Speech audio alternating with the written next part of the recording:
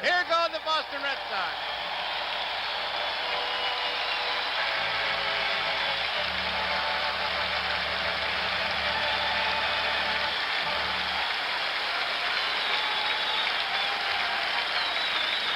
And there he is, Ned, your man. That's the Space Cowboy from Southern California. He's never had a losing season in baseball. He had a 1-3 record when he first came up here, but that was in the later part of the year. In that minor league season, he won more than he lost, so he really has never had a losing season in baseball. He's a pretty good mutter, too, isn't he? Not too bad. This is his kind of weather.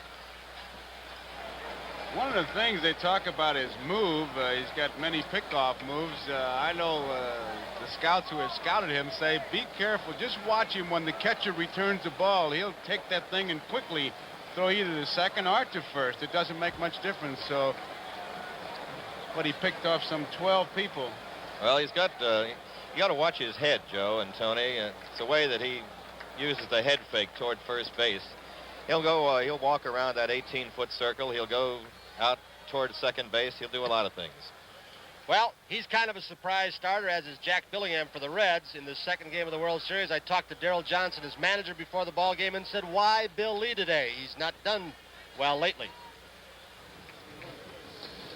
Well, Tony, basically, we're pitching Bill Lee because our scouting reports say that a pitcher of Bill Lee's type has good success against Cincinnati.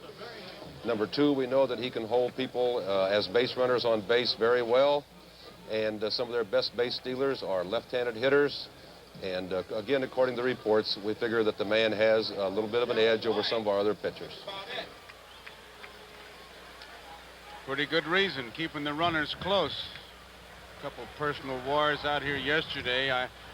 It's kind of interesting to watch. There's his record, 17-11, 17-15, 17-9. And potential 17-game winner, as Ned Martin said earlier.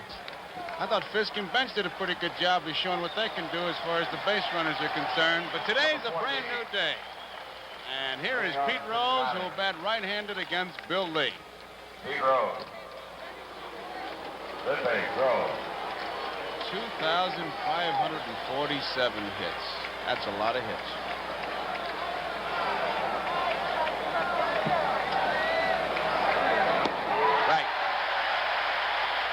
Came right in with that fastball. Both pitchers in today's ball game, low ball pitchers, if they have their control, and they haven't been out there too much lately, you will see a lot of ground balls. That ball is rolling foul. Oh. Fisk wisely picked it up because it looked like it might take a left turn on him. That's really no man's country. Nobody can give you any help when that ball starts to roll like that. You have to make the decision on your own. If you make it wrong, it'll cost you. 2 strikes to count. Could be a little advantage for both of these low sinker ball type pitchers with a National League umpire behind the plate. They give you the low strike. You're really going to have to tag one today. That wind seems to be blowing in. Struck him out, screwball. 3 pitches, 1 out. This telecast is presented by authority of Major League Baseball, is intended solely for the private, non-commercial use of our audience, and any publication, reproduction, retransmission, or other use of the pictures, descriptions, and accounts of this game without the express written consent of the Commissioner of Baseball is prohibited. And Major League Baseball has the right of approval of the announcers for this event. That's a pretty good pitch right there, guys. Lee will turn the ball over a lot. He'll throw the screwball, keep it away from right-handers. He'll cut the fastball and also run a slider in on a right-handed hitter. Rose seemed to be completely fooled on the strike, like he was trying to fight it off. He missed it, and it's a strikeout, and here is Morgan. Takes it high, ball 1. Tony, I thought that Morgan made quite a point on the defense yesterday that the Boston outfielders were playing a little more shallow than Cincinnati and catching those balls. They were falling in front of the Reds outfielders. And Joe, Freddie Lynn also said, he said, well, it's something you can't learn through scouting reports. You can't learn it in a workout or playing here in one game. You've got to be here day in, day out. So there is a tremendous home park advantage for the Red Sox outfielders, who are good ones. 1 ball and 1 strike. Strike two. That's a good sinker he seems to have on the first two hitters. Ned, we have heard it. You have seen Lee many more times. There is Senator Kennedy. Ted Kennedy, also present here today at the ball game. Is it true Bill Lee at times will catch balls between his legs, behind his back, over his head, and standing on his head? Yeah, almost. Off the handle. Doyle. Tricky hop. Gets his man. That ball took a tricky hop.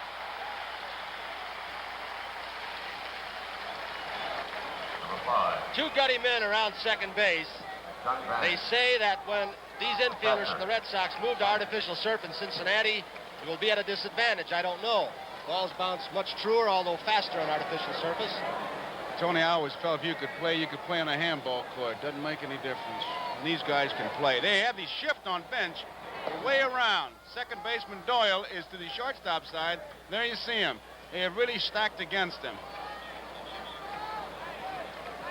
Ball one. They didn't do it yesterday. There's a screwball. Ball two. Now this one starts to get a little tight. 2 outs, nobody on. Curveball and a beauty. He dropped one in there. Took something off the pitch. 2 balls and no strikes. You're usually guessing. Apparently John was guessing fastball. Turned it over in a straightaway center field. Plenty of room for Fred Lynn. Makes the play. 3 up, 3 down. We go to the bottom half of the first. There is no score.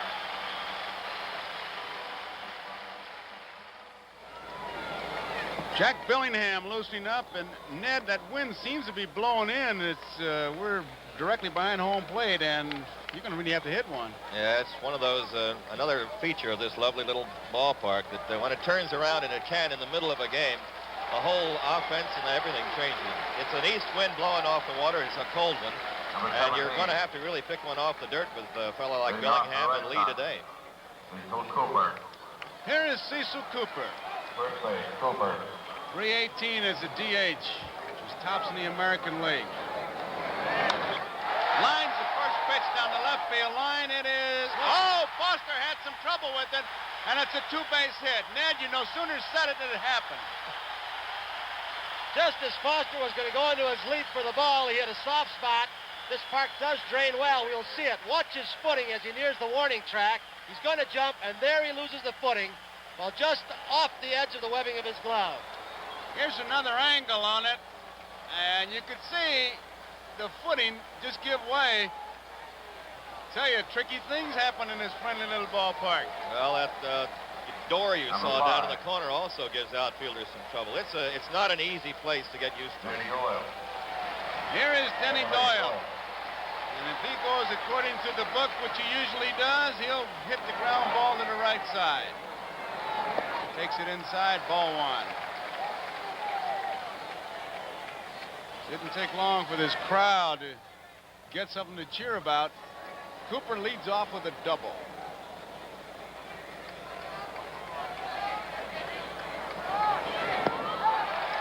Ball two. 2 balls and no strikes.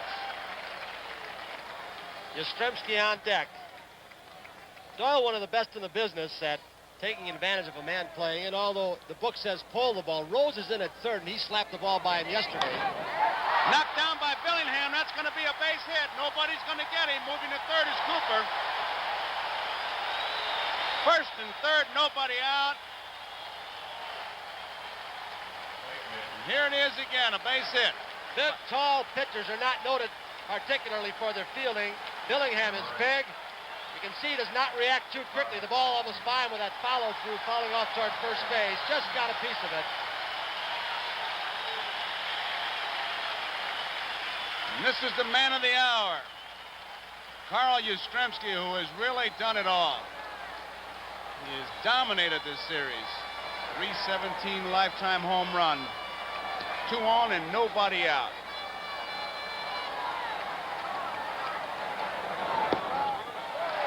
All one. Yastrzemski is superstitious. Digs in with that back foot. He's got a favorite pair of socks that he wears, baseball socks. Must be helping him, too. Takes it low, ball 2. There it is. Now, man playing in the World Series, you think he'd get a new pair, but you couldn't get him to change, Tony. That looks like the kind that Tony used to wear. Oh, when you're Polish, potato farmer. Listen, man, the way he's going to buy 2-3 farms. 2-0 pitch. Right back to Billingham. He's going to go to second for one. They're coming to the plate. They may have a rundown. They do. Bad running by the Red Sox. Bench tags him out, and I'm telling you, they came within an eyelash of a triple play. Cooper hesitated. He should have come in immediately, and he hesitated. Billingham went to second, Tony. Well, Billingham right here, a couple of guys appear to be yelling to him to go for Cooper coming in from third base. He decides to go to the double play. Another alert play by Concepcion. He made one yesterday on the ball. Bench with a pretty good play. Now we'll see the tag by Johnny, and close as you said, he's thinking double play. There is Cecil Cooper right now hung up. That's his job, though. That's what he's supposed to do. Force them to go for him. But Break Tony, up the double play. Tony, should he not have gone in as soon as that ball was hit? I think he should get in a rundown and try and get there long enough to get both men to second and third, but Concepcion made a fine play. Billingham immediately elected to go to second base, and Cooper, had he come from the very beginning, would have been able to score.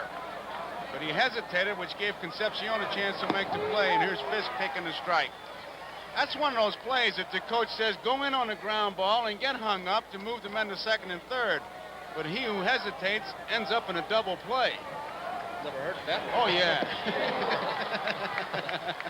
You have now. That's Darcy loosening up for the Cincinnati Reds. No score. Yastrzemski's on at second base. Strike 2 on Fisk. Line drive. Right field. Base hit. Yastrzemski will score.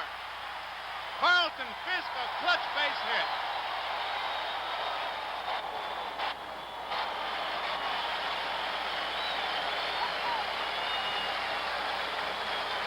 Tony, that's got to be a big base hit if for no other reason that mix-up with the base running has to get your club down a little bit. Well, it's the kind of hit, too, that can break a pitcher's heart. He appeared to be about to pitch out of what was going to be a tough jam, and then you get the base hit, but Fisk's done it all of September through the championship series.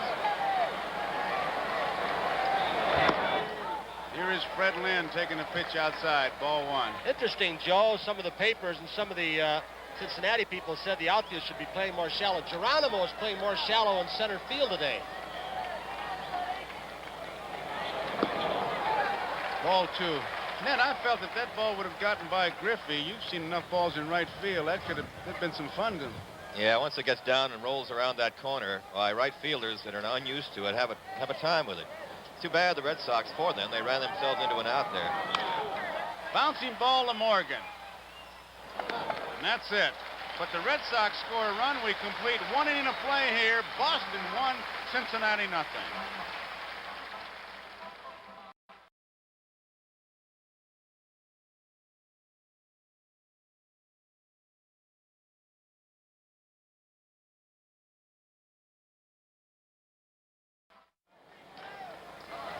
Rico Petrocelli to lead it off. Good day yesterday.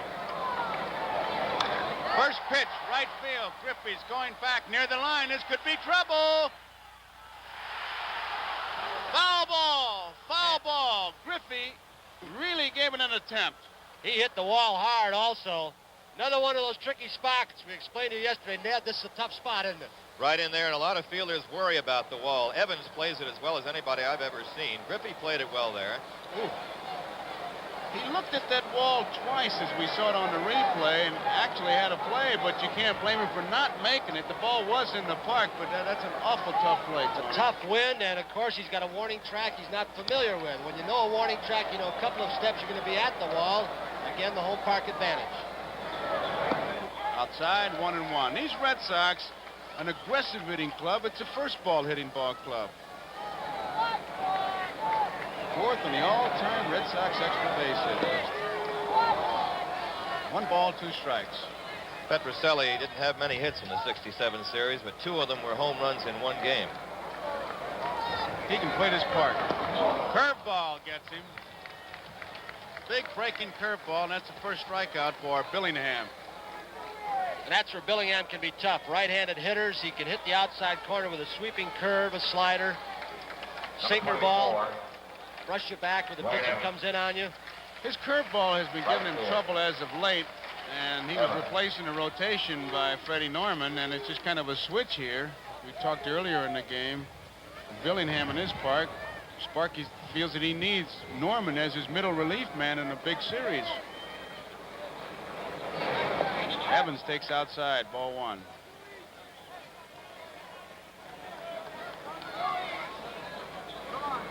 .327 after the All-Star game. They've got some fine outfielders, these Red Sox. Young. Hit him.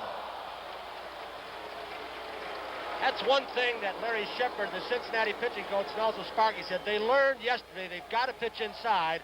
Not trying to hit Evans, obviously, but move him off the plate so they can hang over the outside corner. I think many pitchers find that up here, Joe. You've got to move guys off the plate. Well, I think that it's understood by the hitter and the pitcher that half the plate belongs to one and half the other, and there's some hitters who'll go up there and say, I'm taking your half too, and it's up to the pitcher to say, oh, no, you're not, and you give me back my half, and I'll let you have your half. Then he'll stick one in your ribs, and he'll take the whole thing from you. And that's the way it goes as they slowly sink in the West. 1 out, and here's Burleson. He's first ball hitter and a pretty good hitter. Aggressive. Takes the strike. Second on the club in game-winning RBIs this year behind Jim Rice. Burley stuck a lot of little hits in there that got things done. I thought Yastrzemski paid him a tremendous compliment when he said that's the fella that we should be talking about. Low, nice play by Johnny Bench. Boy, I tell you, he can do it all back there. He made that look so easy. I love to watch this because he shifts on the ball. Watch him just get in front of it. That ball was right in the middle. If he'd have missed it, it'd have hit him right in the chest protector, which is what you're supposed to do. And that's the only reason they call it the tools of ignorance, that you're dumb enough to let it hit you. But that's the play. Pitch out. And nothing happened. That's the first pitch out I've ever seen Bench put on, Tony. Interesting, in yesterday's ball game, just like the championship series, the team that was supposed to run didn't. The team that wasn't supposed to run has, and that's the Boston Red Sox. 2 balls and 1 strike. Evans a lead. There he goes now. Foul tip. They put the play on this time. Which I wouldn't be surprised that if Bench puts another pitch out on, Billingham, not too bad at control, will pitch out twice. I don't know if he'd want to go 3-2, but let's find out. I don't mean now. Okay. Oh, not now. I wouldn't pitch out now. I'm talking about setting the bait. Well, with Bench's arm, he doesn't have to pitch out that much. A lot of room between first and second, as you can see. Up the middle, off his leg. Nobody can get it. A base hit. Evans will stop at second. Geronimo has trouble picking up the ball, but Evans can't go anywhere. Billingham ducked that one. Number 37. Here's Morgan. Watch the dive. Give you an idea of the intensity of the play here in World Series. He just missed it. We'll throw this to Ned. Is Lee a good hitter? How does he do in the batting cage pregame? Just ask him. No, he knows how to handle the bat, but he never had much of a chance because he was in relief for quite a while, and then when he became a starter, they put in the DH rule. They're looking for the bunt, and I would be too. He's going to hit away, and he swings, and they got to pick off a attempt. Look out. It may go into center field, and Evans is going to try. No, he's not. He'd better make a U-turn. And, Tony, it's what you talked about. Being shallow, Geronimo could come in and charge that ball. Bench has him dead to rights. He's leading the other way. The low throw gets by, and Geronimo makes a very alert play coming in. You know, I think an adjustment the Red Sox outfield is going to have to make as we look at this again is they're going to have to learn to play a little deeper on artificial surface. The adjustment was made by Cincinnati as we watch this. There's Concepcion. Bench doesn't do this too often. He didn't throw the ball down in the dirt too often. He just didn't get that ball up is what happened. I mean, he gunned the ball good. But started it low. It was a good shot showing that great daylight between the shortstop and the base runner. Here's a shot. They got him now. They're going to go to third. Here's the throw. They got him. Almost believed that Evans tried to play to draw a throw and take off because he didn't hesitate. Sure looked like it. He tried to set Bench up.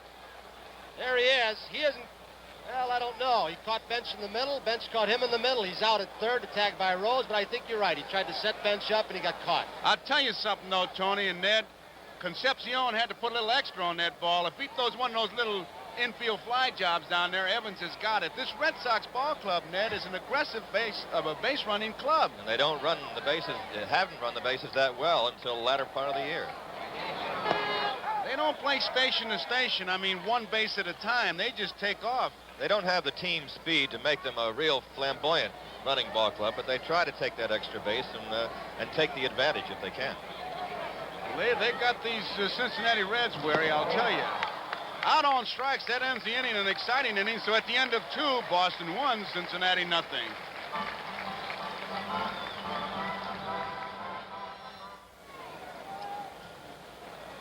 Looking at the scoreboard, we have a camera out there. There you see it.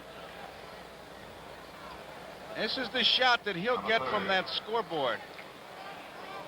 And I'll tell you, if they hit a ball off that scoreboard, the inside of it, you get the same feeling if you were inside a bell when it hits that tin. Your ears ring for about 20 minutes. Griffey will lead it off against Bill Lee, who was struck out 3 and has retired the first 6 men. Low ball 1. The Red Sox with 1 run on the scoreboard, but very aggressive base running. 1 ball, 1 strike. Cincinnati bullpen is busy. Ned, this aggressive base running of the Red Sox, you can't go just by base stealing, but the way, like Evans today here, who do you attribute it to? Well, I think, Daryl Johnson has done some conservative things, but he will leave it to the hands of his coaches a lot. Don Zimmer at third and Johnny Pesky at first have been very instrumental in giving these guys confidence. Zimmer especially will send anybody almost any time. Keep the pressure on. Well, they certainly have kept the pressure on. Here's the 1-1 pitch. Bouncing ball. Cooper finds it in his glove. Says, looky here. And he's got to play at first base all by himself. Tony? Playing shallow as you have to for... Look at him laughing. He knows it. What did the ball player say? You ought to be hunting pocketbooks. Yeah, that took a quick hop and he was there. You know, Johnson, I guess he really isn't needling Zimmer when he tells him then go out and coach your usual game. That's the way Zimmer plays it, that's all. He's more than a traffic cop there. He just runs green light a lot. Geronimo takes a curveball outside, ball 1. Well, I tell you, in this series, you don't know if he's been a starter at a track meet or a third base coach. He's had him running. They won the first game 6-0. Red Sox lead 1-0 here. 1 ball, 1 strike, 1 out on Geronimo. This is Darrell's strategy. Keep the left-handed hitters off base, and if they do get on, Lee with his assortment of moves can hold them close. Curveball catches the inside corner. He started it right at him. And Geronimo backed out, and it caught the inside corner.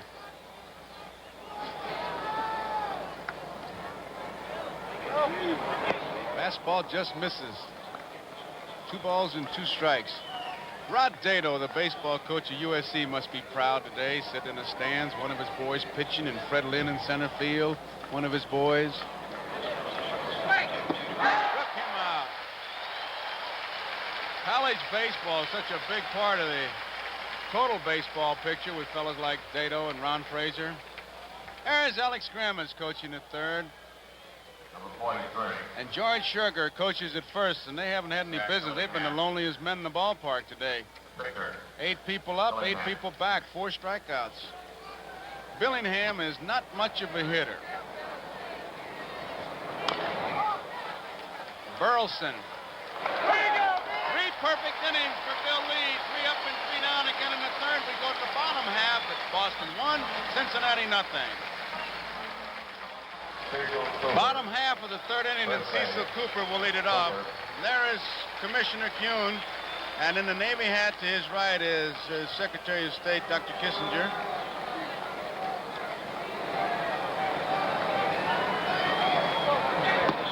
Strike. Congressman Tip O'Neill is here with Joe Cronin, former American League president. Congressman Toby McDonald is here. We saw Senator Kennedy. That's what baseball's all about. Forget about the problems for just a couple hours. Have some fun at the ballpark.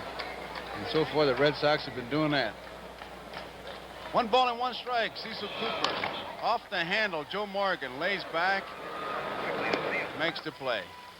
You know, Morgan was asked about the grass and the artificial turf, and he always comes up with such great answers. He said, listen, I learned to play this game on grass. I'm a better ball player on grass. He is something. On artificial surface, you can become more of a one-handed infielder. Ball always bounds up. You've got to get in front of more balls on the grass surface. Balls scoot on you, they take off, they bounce sideways. This is Doyle. It'll be an adjustment for him when they get to Riverfront. Doyle takes it outside. Well, they had a pretty good record on artificial turf at Kansas City this year, Joe. It's the only place in the American League that has it all, and they went 4 for 6 there. But had their troubles the year before. They actually played better on the road, Ned, you were saying. Yes, they were. They were the best road club in the league. They won 48 and lost 31 on the road. Off the handle, here comes Morgan. Hey, in between hops, but he makes the play. Now, that ball would have been true hops on the artificial surface. Morgan showing what you have to do. One of the differences, you've got to charge the ball more, obviously, because it gets to you more slowly. And it's an adjustment, but the infielders here for Cincinnati not only have fine ability, they think a little bit, too, and they know they've got to charge the ball more. Yastrzemski takes a curveball low and inside. I think Reggie Jackson of the A's said it all when he said that Rice is the best hitter, Lynn is the best all-around player, but I want Yaz on my side. You just can't measure the value of this fella on a box score. Down a left field line, but it's drifting foul. It's this kind of game or this kind of series that shows Yastrzemski at his best. I don't care if he's 50 years old. He's a climax ball player. He did it in '67 when he had to. Anytime there's been a tough series like now, he's got it.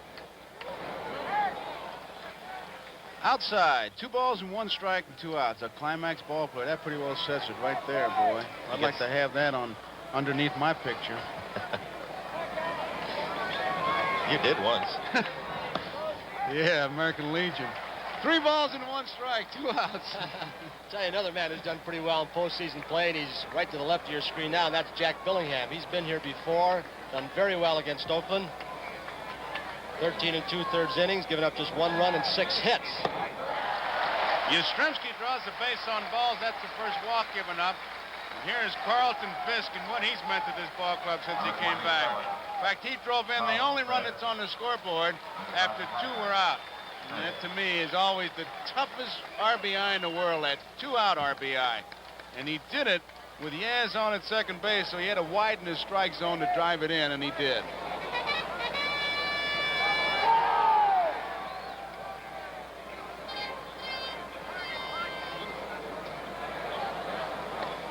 Right on top of that plate.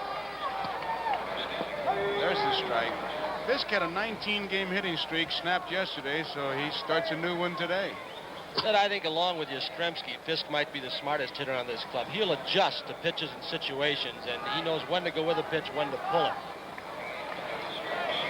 Oh, high curveball. He got away with that one. When he first came up, everybody wondered if he'd hit in the major leagues. He was a great receiver always, and he hit better in the majors ever than he did in the minors. And he adjusted that way. He used to be strictly a pull hitter. Now he can go the other way. That's what he did the first time up. He's up there now with Yastrzemski at first and 2 strikes. Foul tip, and it's held on to by Johnny Bench. If it goes directly to your glove, you're all right. Had it hit his protector, it would not have counted. So that ends the inning, 1-0 at the end of 3. 69th birthday. The man in the middle is the Hall of Famer Joe Cronin. To his left, Mrs. Cronin, and to the right, Congressman O'Neill and Mrs. O'Neill. Hey, a blooper again. And today is Joe Cronin's birthday, and they paid tribute to him here by singing him happy birthday. He played in the World Series in '33 and managed the Red Sox in '46 here. Lee drops the curveball in it for 1-1. And it's also Christopher Columbus's birthday and Tony Kubek's birthday. So there are 3 Hall of Famers in my book. Beautiful. Right to Doyle. Joe, an adjustment by the Cincinnati hitters. Pete looked like he was trying to hit that screwball or the tailing fastball the opposite field. Well, they tried it with Tiant yesterday. They went to the opposite field. In fact, Bench, Perez, Foster, and Concepcion all yesterday went to the opposite field. Don't look now, but Bill Lee has retired the first 10 men that he's faced. And here is Morgan, who bounced out to second his first time up. It's 1-0 in the top of the fourth. Boston leading. Tony Petrocelli is really guarding the line. You figure he's going to punch a curveball if he gets it, Morgan? I think he's doing it more. Morgan doesn't hit that way in case he bunts. He can get a good angle coming in on a ground ball or a bunt ground ball down that way. Joe doesn't bunt a whole lot, though. He likes to pull the ball less against a left-handed pitcher. He spent a lot of time with Rod Carew this spring. He's amazed at the ability of Carew, but he hasn't been able to bunt. Curveball is a strike. Lee has thrown everything up there except the rosin bag. Curveballs, sliders, fastballs, screwballs. He has really shown an assortment and great control. Foul ball. And he's kept it down, too. There's only one fly ball out. The rest are either ground balls or strikeouts. I wouldn't say it's completely a typical Lee game because he usually gives up about 10 or 11 hits, but he can shut you out. He had 4 shutouts this year. Well, I'll tell you, as Preacher Rowe used to say, it isn't neatness, it's what they put up on that scoreboard. Inside, 2 balls and 2 strikes. Lee has pitched some games with the amazingly low total of mid-70s pitches, 76, 77, hour and 30 minutes. Ball 3, 3-2 on Morgan. And he's on. That's the kind of game he'll work at, to get the ball over the plate, let them hit it.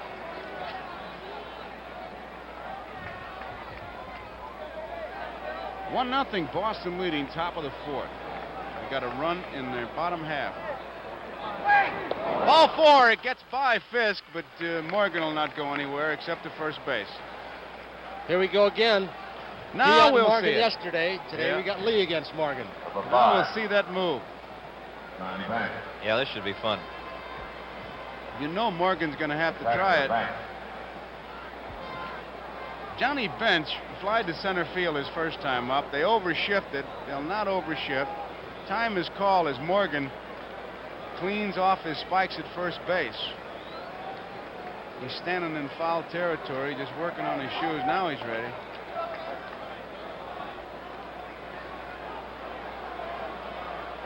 He says he does not have a good move to first, but he says, I throw a lot of them over there, and they just have difficulty figuring me out, which one I'm going to use. Well, he didn't even come set that time, just stepping through. There's a base hit in the right center field. He went with him, and Morgan will easily make it to third. Bench will hold it first, so it's first and third. 1 man out, and the batter is Perez. And Tony, you made the point with Pete Rose, and he tried to go the opposite field, and that's what Bench did. Let's see now if Lee makes an adjustment to counter that and starts popping him inside with a slider fastball.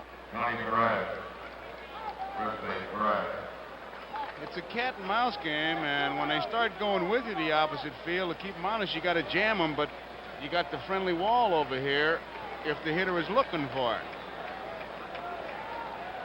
Perez was out on strikes his first time up.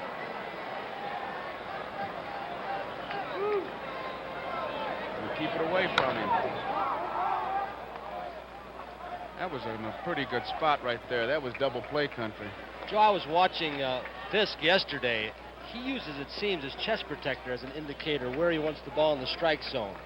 Oh, Yeager from the Dodgers will use that thumb or finger whether he wants in or out. Morgan's at third, and Bench draws the throw at first. A little lob throw. One of those let him know he's aware of it.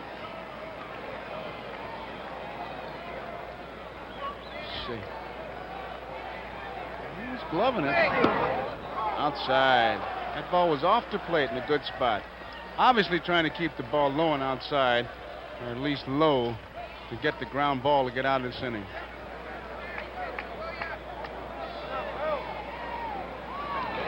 Curveball. Going to be tough. Burleson gets one. Not in time. We're all tied up, one apiece. That's a tough play, Tony. Not much of an argument from Grammas at third, but Sparky Anderson was on the top step of the dugout saying Doyle cheated at second base, and let's watch Denny Doyle. He's way out in front off the end of the bat. Number 15. Burleson makes a good play to get the lead runner. But watch George Denny Doyle. Foster, left field. Is he or is he not on the base? Don't know. I'd like to see that. I would say on that he was on the base. Let's see. This is Foster. With Perez on at first base, 2 men out and 1 run is in. We're all tied at 1 apiece. Inside ball 1. Here it is at second base. Let's take a look at it now. He's got to have his foot on the bag when he gets the ball. There is the ball. Wait a second. Was he? He might have just ticked it. I'm not sure. On second thought, that's the old neighborhood play. He was in the neighborhood, Tony. I'll tell you what, I always say when they enforce the rule that a runner has to slide at the bag and not at the guy making the tag, then they can enforce the rule that shortstop or second baseman has to touch the bag. How's that for a defensive answer? The preceding was a paid political announcement on behalf of shortstops. That's right. Boy, oh boy.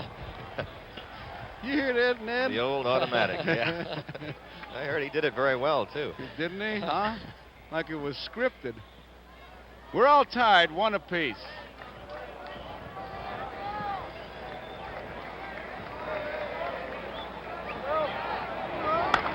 Looper's going to drop for a base hit. He hit that off the end of the bat, but just hard enough to get it over the head of Burleson. Perez stops at second. Foster's on with the base hit.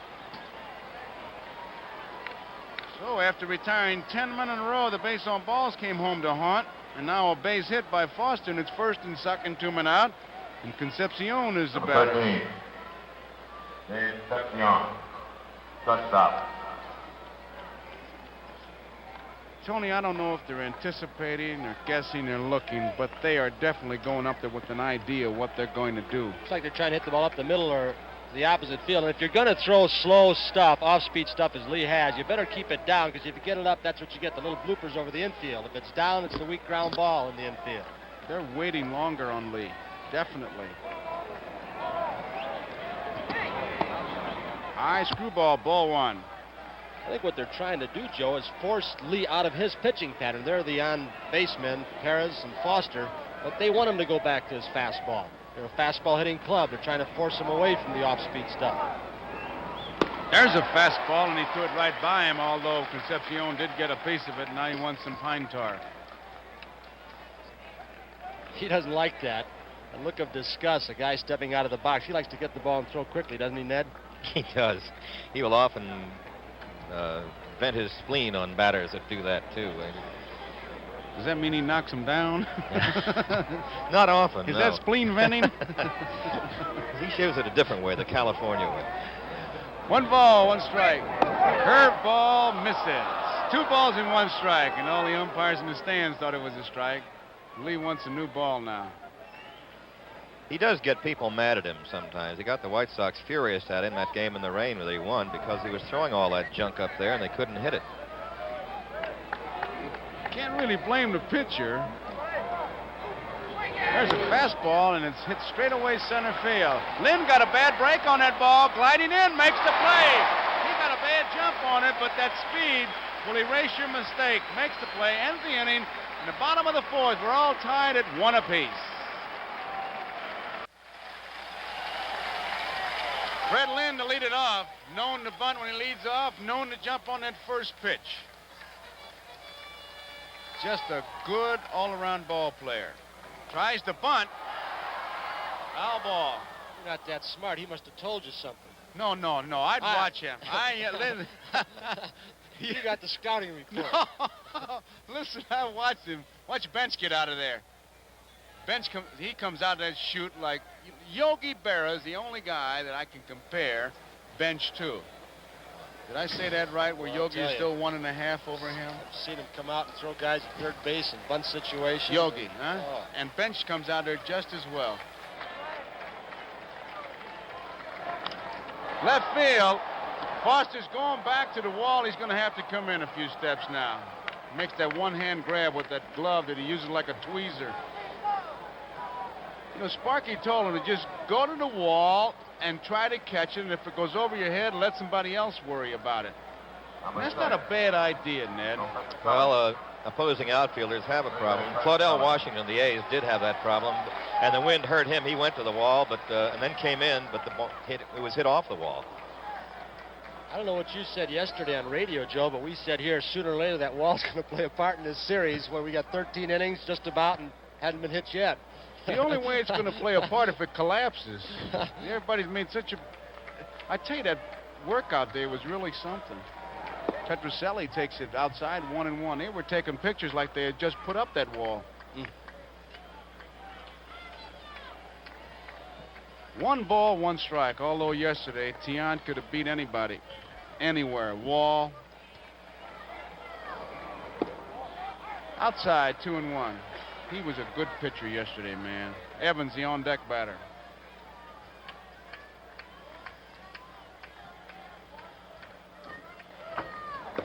Did he go around? Yes, he did. 2 balls and 2 strikes. There are just certain games you get beaten, certain games you lose. Reds were beaten yesterday. I don't think the Boston Red Sox saw the Don Gullett they're going to see in Cincinnati. He threw some good fastballs, but I've seen him go for an entire game where he blows the ball right by you. I didn't think that was one of his better games either, Tone. 3-2 now on Petrocelli. Got a little bit of rain coming down. But in the World Series, nothing bothers you. He has a simple sign, nice fastball. It's hit up the middle, and Concepcion has a big hop. Good sinker. 2 up and 2 down. Billingham had a shaky first inning. He gave up a hit and hit a batsman in the second. Third. 2 ground balls and a strikeout. A fly ball and a ground ball here. Here's Dwight Evans. It's a strike. We're all tied 1 apiece. We're in the bottom of the 4th.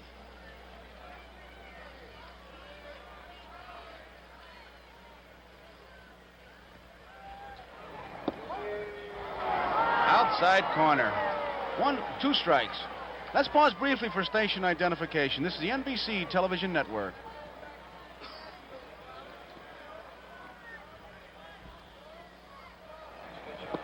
Curveball, and he almost chased it. That's always a tough pitch to lay off, and it's a tantalizing kind of curveball, and you start leaning and you can't really stop. Old high school roundhouse. That's what it is. There it is again. This time he got him. Evans is out on strikes. 3 up and 3 down. So as we complete 4 innings here, the score is Cincinnati 1, Boston 1. The preceding announcement was furnished as a public service by Major League Baseball. Here is Ken Griffey, who bounced out to Cooper. Cooper put his glove down. There it was. Made a good play. Curveball is high. Ball 1. Big sports afternoon here on NBC. You're watching the World Series, and we got Jack Buck standing by. Time permitting, old Jack will be there. And, of course, that Oakland Raiders Kansas City Chiefs football game after this. And I don't care what the records are now. You got Oakland playing Kansas City. You got yourself a ball game. And Cecil Cooper's got himself another easy out. I guess that's one of the great rivalries in football, the Raiders and the Kansas City Chiefs. And when you got a rivalry going, you don't look at the standings, you look to knock some heads. That'll be coming on this afternoon. Wonder how Kenny Stabler's knee is. That's some problems. Snake. Morgan's worried about him. He's a great Oakland Raiders fan. Those runners, they worry about knees, even other sports. So you stay with us. Grandstand, time permitting, and Oakland Raiders in Kansas City this afternoon. And Geronimo takes it low, ball 1. Ned, you know this wind better than we do, but does it appear to be shifting or picking up a little? Seemed like it's going more from left to right than it was previously. Hit off the end of the bat. Evans has got himself an easy play. Had him played perfectly. That was a nice, polite swing by Geronimo and a nice, lazy fly ball. Number 43, Jack Dillingham. Here's the kind of follow-through that Garagiola would have bunted on. Bunted right by him on his left side as he falls over to third base and beating it out easily, wouldn't you? Look, where's he looking? Look at that glove. There's an indication right between his legs if a ball is hit where he'll make the catch. Baloney. He did once this year. Oh, come on. Where that glove was? Look at that pitch. That pitch changed time zones coming up there, was so slow. You mean where that glove was, Ned? He caught one ground ball between his legs and a couple behind him. The glove went back farther. And he tells me he practices that play. You Right, don't look believe at him that. in the outfield. Fastball right by him. Strike two. All tied up here, 1-1. Say what you want about Mr. Lee, but he's pitching himself a pretty good ball game, is Jack Billingham. 1 ball, 2 strikes, 2 outs, nobody on. We're in the top of the 5th. Boy, I'm almost rooting to have somebody hit one when he follows through like that to see it. Ground ball to Doyle. He boots it, but he's going to have time. Flip, 3 up and 3 down. And so as we go into the bottom half of the 5th inning, we're all tied up, 1 apiece. We go to the bottom half of the 5th inning, and Ned Martin will be doing the play-by-play. And Ned, what does that mean? Yes, it is him, America. You don't like that hat? I love this hat. You can't put it on wrong. Either way, it's right. Sherlock Ned will Holmes. carry you the rest of the way with the play-by-play. We got a tied-up ball game here. We got a good one. Thank you, Joe. And here we go with Jack Billingham taking his warm-ups, going to the bottom of the 5th inning, tied up 1-1, 2 hits for Cincinnati and 4 for the Red Sox, and very little to choose between these two pitchers. Billingham supposedly had a bad second half, and he did, but there's no indication today because he's had the Red Sox off balance. They haven't hit real hard shots off him, and he's kept the ball down as Lee has. Burleson, Lee, and Cooper will be the hitters against Billingham before this umbrellaed crowd at Fenway Park, and the rain is coming down harder now. It's steady, and it's going to be here a while.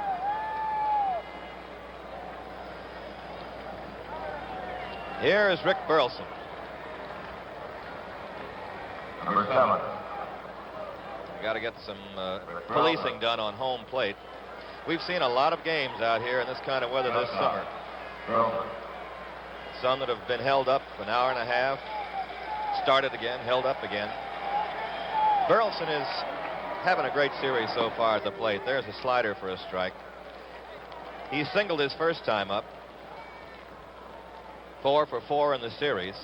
Can't do much better than that.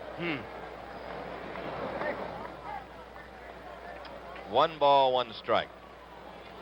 They call him the Rooster. His teammates started that last year because of the way his hackles stand up when he takes his hat off. Very intense ball player. Ball 2. Man, he seems to be farther off the plate than the last time I saw him. He usually leans right in. And I don't know why that is. He has changed his stance a couple of times. He went through a bad spot in the middle of the year and then came back well. Pronounced crouch. Strike. Got the black on the outside corner, 2-2. He's the kind of guy, Burleson is, that you always say of, you got to see him play every day to appreciate him. And it's so true of him, and also Denny Doyle. He got him out this time.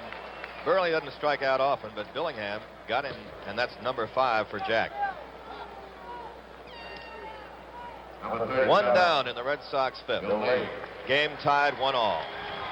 Game 2. Red Sox pitcher Lee. And here is William Francis Lee. Struck out swinging his first time up.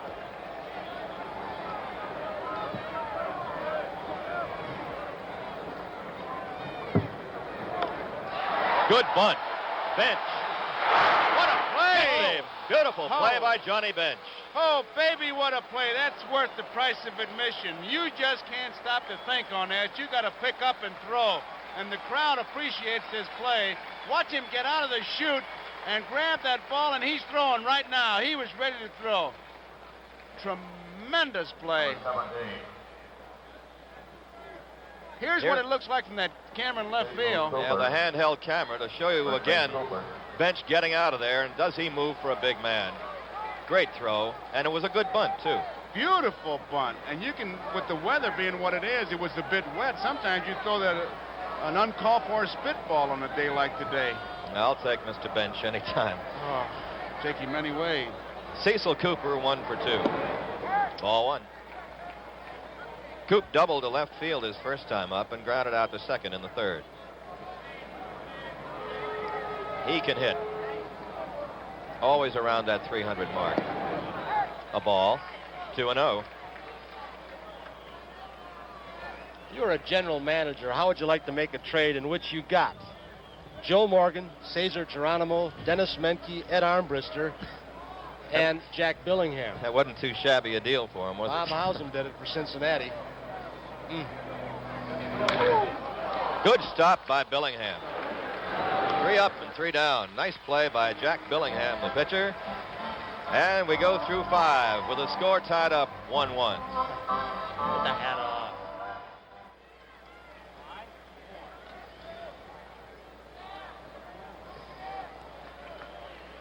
Top of the 6th, then Pete Rose up against Bill Lee. Rose 0 for 2, hitless in the series so far, but not anymore. Base hit to left by Rose to start it off in the 6th inning of a 1-1 ball game. And Pete Rose, the model of consistency in 1975 as a switch hitter. He hit .323 as a left-handed against left-handers and .315 against right-handers. He looked like he was looking for that pitch, didn't he? Looking for the off-speed stuff. Jumped right on it. He waited a long time for that one. So the Reds now have the lead run at first. Nobody out. Attendance has come through, same as yesterday, 35,205. Joe Morgan grounded out and walked. Strike, fastball. There is Mr. Gowdy and Marty Brenneman. Kurt Gowdy on the right, and Marty Brenneman, the Cincinnati broadcaster, doing radio today. Watch out. Morgan claims that it hit him. He's claiming that it got his uniform, and plate umpire Nick Colosi says no. They wanted to appeal to the second base umpire, who is Dick Stella. That's what Morgan is saying. Look out to second base. Stella's saying, what do you want from me? I didn't see it from out here. The home plate umpire called it. That's Nick Colosi. That's a little tough to ask a fella at second base to way call out that there. play. Morgan says, All right, Morgan says, all right. Well, let's look take at a it. look at it. He claims it hit or nipped his uniform. Now you can't tell from there. Can't tell from that shot, but I tell you, he's back down there in a hurry. A ball and a strike. And Lee's moved to first. Action in the Red Sox bullpen for the first time. A ball and a strike to Joe Morgan. And that's going to be taken by Cooper. Throws over to Burleson, gets the out. Nice play by Cecil Cooper at first as they cut down the lead man. Cooper had a pretty tough play, holding Rose on, as you can see, on this slippery turf. It's been a little bit of a drizzle. Makes a fine play. Has enough composure to get the lead runner, and watch the hard slide by Pete Rose trying to go after Burleson. It was one of the reasons that Rose doesn't run is to give Morgan that gap, and Cooper makes the good play by getting his man, and now we got that little battle going again here between Lee and Morgan. And there's Dick Drago loosening up for the Red Sox, as Ned mentioned. Yep, first time the Red Sox have had anybody out there today. Lee to first, not in time. Joe Morgan, every time you look around, he's on base. 67 steals in 77 attempts this year in the regular season. 4 for 4 in the playoffs. Look at the lead. And Lee will go over there. Gene Mock had a great expression, Ned. He says, Joe Morgan, he says, first base is his address, but you better write in a hurry because he don't hang around long. He just rents the bag for a That's while, what I he believe. does. And again, Lee. He'll do that a lot. He'll try to take a step away from somebody. Some runners he can, but I don't think Morgan will be bluffed out by it. Morgan actually gets a bigger lead, as does Concepcion, off left-handed pitchers.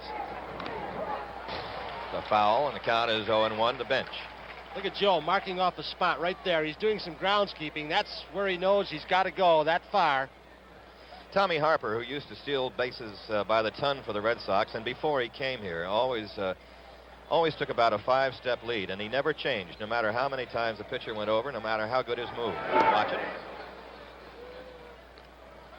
That's what they mean about Lee going over there as soon as he gets the ball back.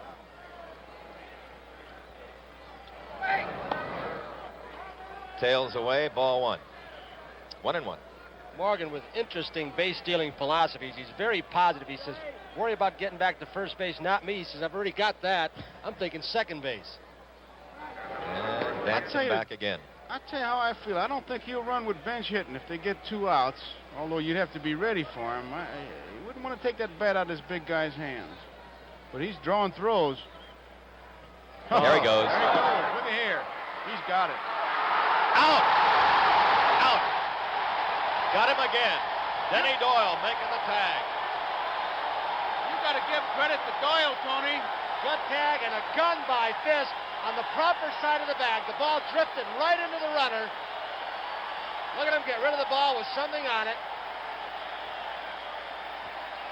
Good call by Dick Stallo. Great position. Look where that knee is of Doyle's as Fisk throws the ball. He gives Doyle a chance to set himself. Good tag. That was a good tag. Throw was there, but good tag by Doyle. Good work by Fisk. Yep. Doyle blocked the base well, Sure too. did. Sure did. And I'm still surprised that he ran. Now it's 2-1 to Bench. Nobody on.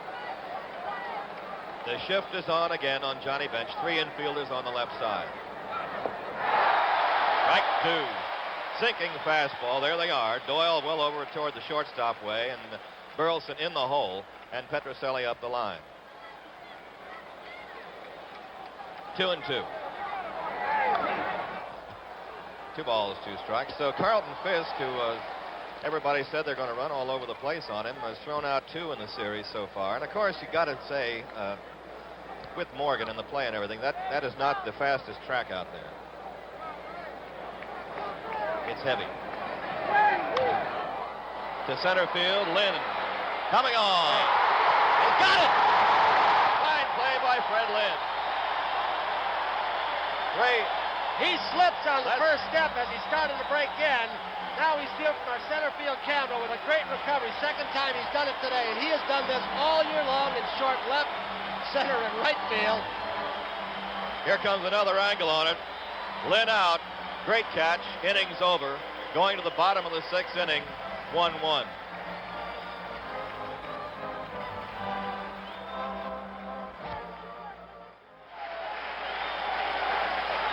Here it is again, the inning-ending catch by Lynn, and actually, it has become rather ordinary here, Joe, the way he's done some of those things. The amazing thing, he just went like a gopher chewing up the ground, but that he didn't jar the ball loose when his elbows hit. I thought that might happen, too. Here is Denny Doyle, and they're starting to give it the old Fenway frazzle here. They're starting to talk it up. To Morgan at second. 1 out. Number 8. There it is, the schedule for World Series night games. Tuesday, Wednesday, and Thursday, if necessary, from Cincinnati, Ohio. Boston Red Sox and the Cincinnati Reds. And we'll have the baseball world of Joe Garagiola. That'll be on. We got Foster Brooks doing the poem. Tony, super. We'll hear that one. Yastrzemski, ball 1. And at 8 o'clock on Tuesday, we got the Bubblegum Championship on the baseball world. The Back Club versus Oates. Johnny Oates. Pressure's on now. 1-0 to Yaz. Ball 2. Yastrzemski has had a fielder's choice and scored the only run for the Red Sox, and he walked his last time up. Had a hit yesterday that drove in the first run and what proved to be the only run that Louis Tiant needed. Check swing, and it's 2-1. Ned, the Red Sox just refuse to let the momentum change so far in this young series. Yastrzemski yesterday with a great dive. Lynn today picking off or throwing out Morgan. Morgan's trying to excite him, but they keep coming up with the good plays as they did all year. They're making a run at him. Base hit by Yastrzemski.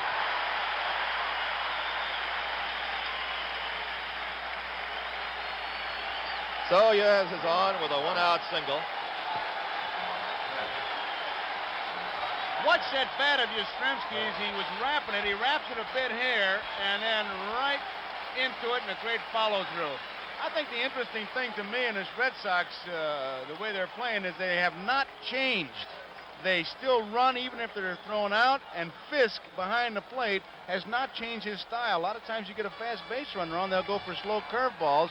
he catches his game, and he's going to throw the men out if they run. They have not changed. They're doing their thing. Fisk is up. He is 1 for 2. Drove in a run with a single in the first inning. Cincinnati won. The Red Sox won, bottom of the 6th. A beauty here at Fenway, and it has quit raining, but it's very dark. Ball 1. What a difference in the style of left field play. There's the visitor, George Foster, just, well, almost on the warning track. Tell you what he thinks about the wall. He wants to be there in a hurry, as opposed to Yaz. We'll try and show you him later. He plays much more shallow. Foul, count 1-1 to Fisk. Geronimo is playing a relatively shallow center field compared to what he played yesterday, it seems. He's come in a little bit. And Griffey and Wright playing about like Dwight Evans. There's Geronimo, shaded over a little bit toward left center on Fisk.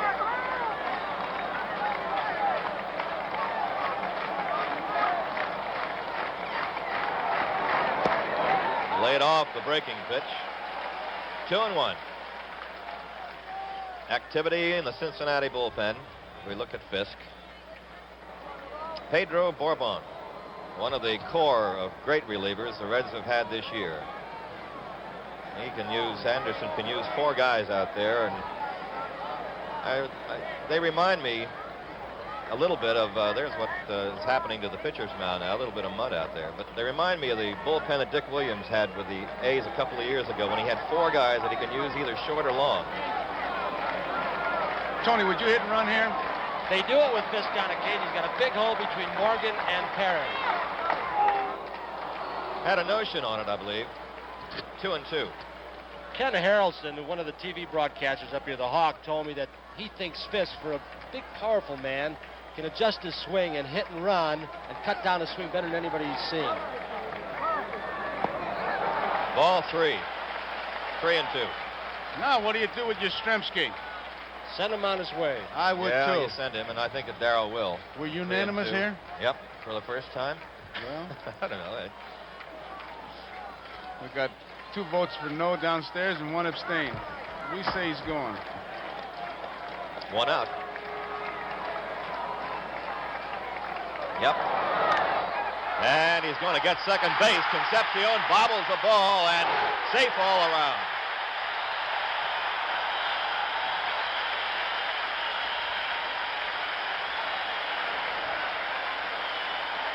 The scouting reports will tell you to play Fisk in the hole. He's a pull hitter. Concepcion was cheating toward the bag. He was not covering, but he was cheating toward the bag so he could get there in the event of a double play. And the ball, a little unusual hop bouncing up. This is not artificial surface. Difference is Yastrzemski running. Concepcion lost his force-out play at second, and the long throw was a bit too long to get Fisk. So Johnson starting his man paid off. Yeah, it did pay off. That's the first error of the series so far by the usually very sure-handed Concepcion. Freddie Lynn. Foul ball. He doesn't make many of them. Concepcion, rated by many as the best, one of the best in the game. Denny Doyle's a big fan of his.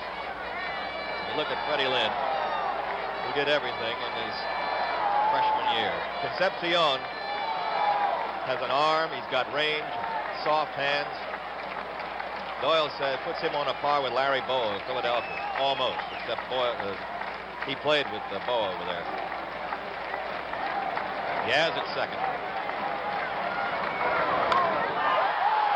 Short right, Griffey. And the runners hold as now there are 2 outs. So Lynn 0 for 3 today, flies to right, and Rico Petrocelli moves in. Petrocelli yesterday with men on jumped on the very first pitch. They're a very aggressive ball club, these Red Sox. Lynn jumped on the first pitch with men on, and let's see what happens to Petrocelli. I know if I'm catching, I'd have to say, give me some extra on that first pitch. 2 for 5 in the series. He's 0 for 2 this afternoon, struck out once.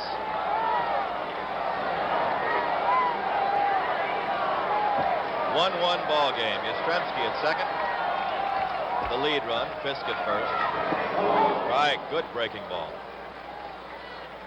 What a curveball that was. I think that was the best curveball he threw all day. That can bother Rico, who used to be a very good breaking ball hitter, but lately has not been as well as he had the fastball. Ball one. A ball and a strike to Rico. We got a dandy here. Yesterday it was about like this until the 7th inning. It was 0-0. Today 1-1 is Billingham. And Bill Lee putting it on.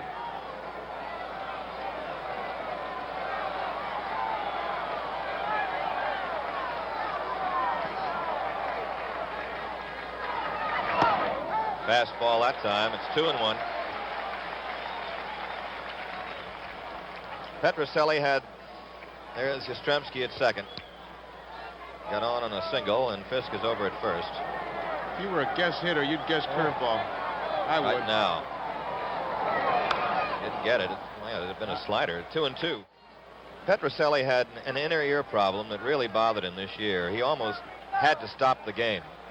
At first he thought it was his eyesight. He tried glasses, and then he found out there was an inner ear infection that he's being treated for right now and will be looked at after the series to decide whether he'll play again. Ball 3. Rico is often misread by a lot of people because he is a moody kind of fella, but he was really hurting. 3-2 now. Runners will go.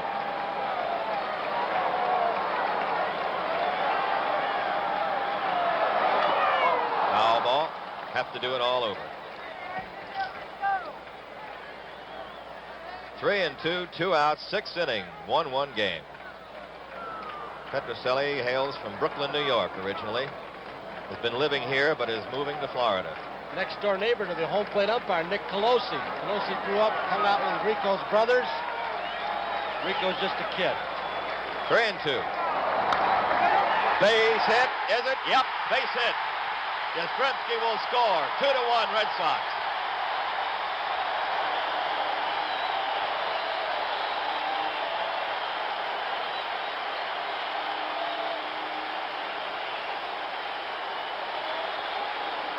Petrocelli on a 3-2 pitch singles in the lead run.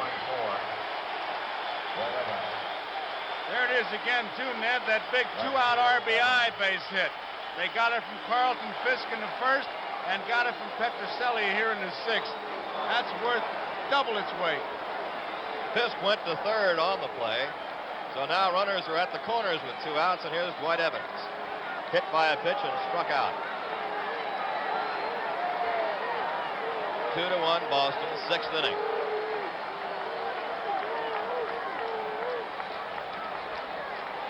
Six hits off Billingham now. Ball 1.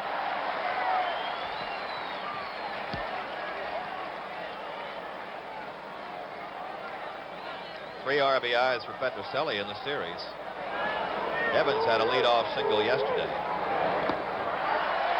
And the count is 2-0 to Dewey. He has trouble with the breaking pitch. They'll throw him a lot of breaking stuff, and he'll concern himself with it, sometimes too much. But you make a mistake on him, he's got good power all over. 2-0. Ball 3. And you see this so often up in Fenway, more than any other park. There's Zimmer giving some signs. He's going to let him take a crack at it, and I believe he let Burleson go 3-0 yesterday, got a base hit. But the pitchers come up here, they're outside, trying to be cute with the outside corner. They miss away, they're behind, and you're in trouble. 3 balls, no strikes. Goes for it. They gave him the green light, which has happened so often in this ball club this year. I asked Darrell about Burleson hitting a 3-0, and after I left him, I thought, boy, he just gives everybody the green light. He just wants to take advantage of the short left field fence, and we're 3-0. That's the one time when you're up there you can really pinpoint your pitch. Not only guess fastball, but guess location. Low, inside fastball. You can really pinpoint it. 3-1. There goes Rico. Foul ball. Petrocelli took off, and with a foul lashed down into left. The count 3-2 now. Here's that railing that goes out there that has been the bane of a lot of shortstops and left fielders' existence. And also hitters, because a lot of times it'll take a double away from a batter that's headed down into the corner, and it'll hit that railing and turn into a single. 3-2.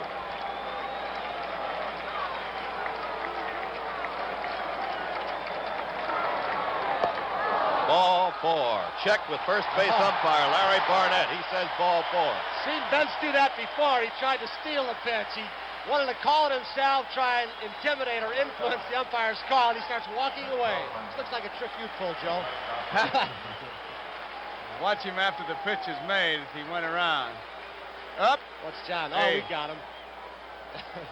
I think he had a legitimate question. Yeah, I believe he did. He had a legitimate question. Umpires will say that's the toughest call to make, the check swing.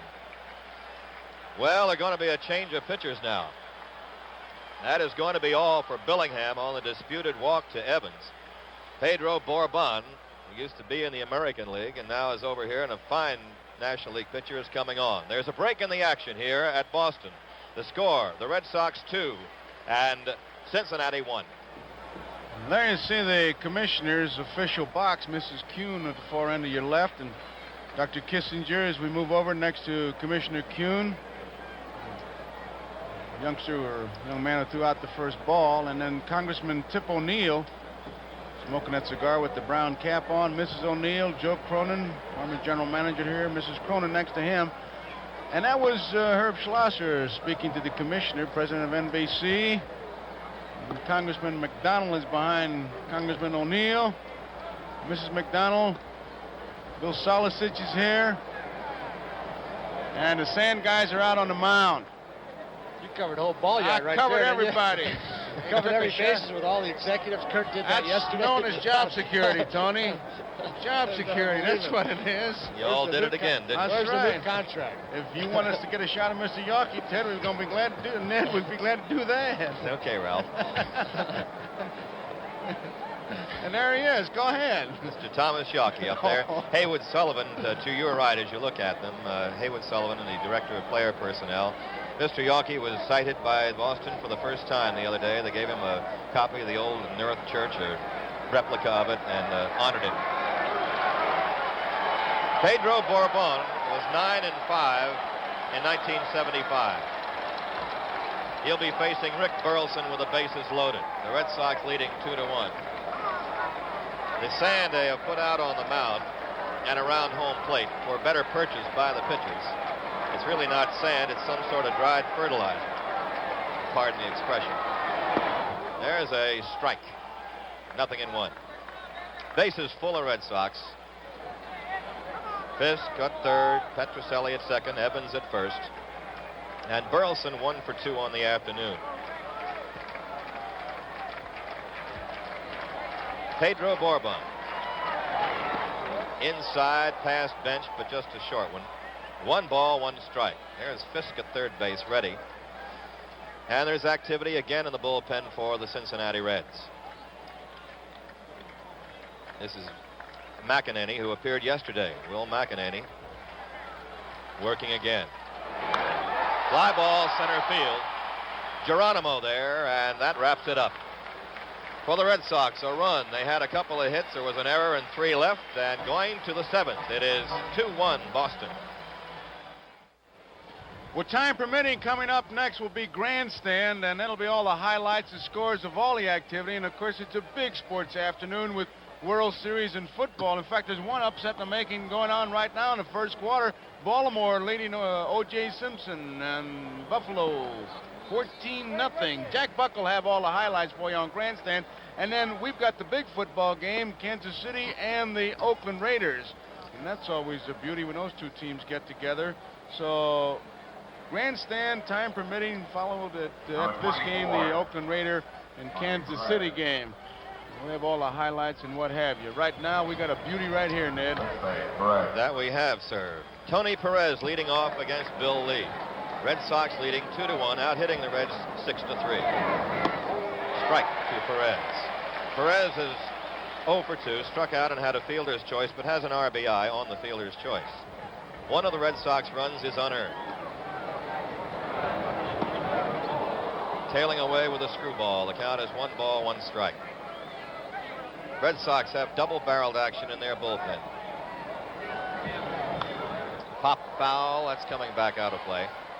Joe, they still look like they're looking for off-speed stuff off him, almost giving him the fastball. Perez was right on the pitch, and it was an off-speed breaking ball.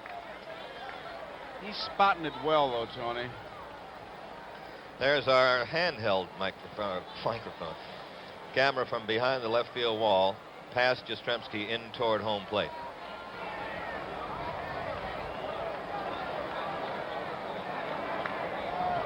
One and 2. 2 and 2. As you watch Fisk catch, the big guy really gives his pitchers not only a good target, but he takes the monkey off their back by just going there and saying, here's where I want it. Just outside, ball 3. 3 and 2. Presents quite a target, too, Joe. He really does, and he locates the ball for you. After he gives the sign, watch him just move over there. Lee walks Perez to open the 7th inning. Second walk given up by the spaceman, and it's 1 on, nobody out, and George Foster coming up. So far, Tiant and Lee have done quite a job on this Reds hitting attack. They're the top run-scoring team in the majors in 75. They averaged about 5.2 a game. You can see why. In the first 15 innings of this game. Foster. Foster's not the kind of guy you'd expect to bunt, but Rico's playing a little bit in. I think he's going to hit. He does. Fly ball left center. Lynn right there. 1 out. He was going for it. Foster has the long ball power anyway, and figure you might as well get it out and see if you can hammer one somewhere. 1 out, and Dave Concepcion, the shortstop. Ned, I get the feeling that Bill Lee wants to have right-handed hitters try and pull him. He hits them on the end of the bat, and they hit those weak, lazy fly balls. Johnny Bench made that comment before the series. He said sometimes we have trouble with left-handers that turn the ball away from us. Right. I was watching that shot we just had on there. He was cross seams, Tony, and then all of a sudden he switched with the seams. The cross seam is when he's cutting the fastball. That's how he does it. He did it behind his back, too, which is, he gets somebody like Gramus or Shergy or the guys on the bench. Now watch him. There's with the seams. That's a sinker ball style of holding a pitch. Very high to shallow right. Evans playing shallow, but Doyle is there. Who's got it? Evans.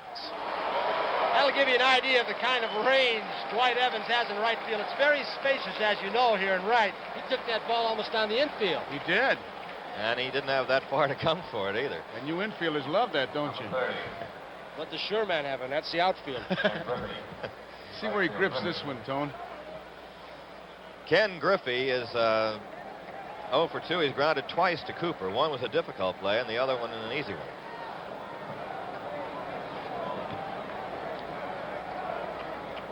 Very fast, Griffey. Off the end of the bat, strike 1.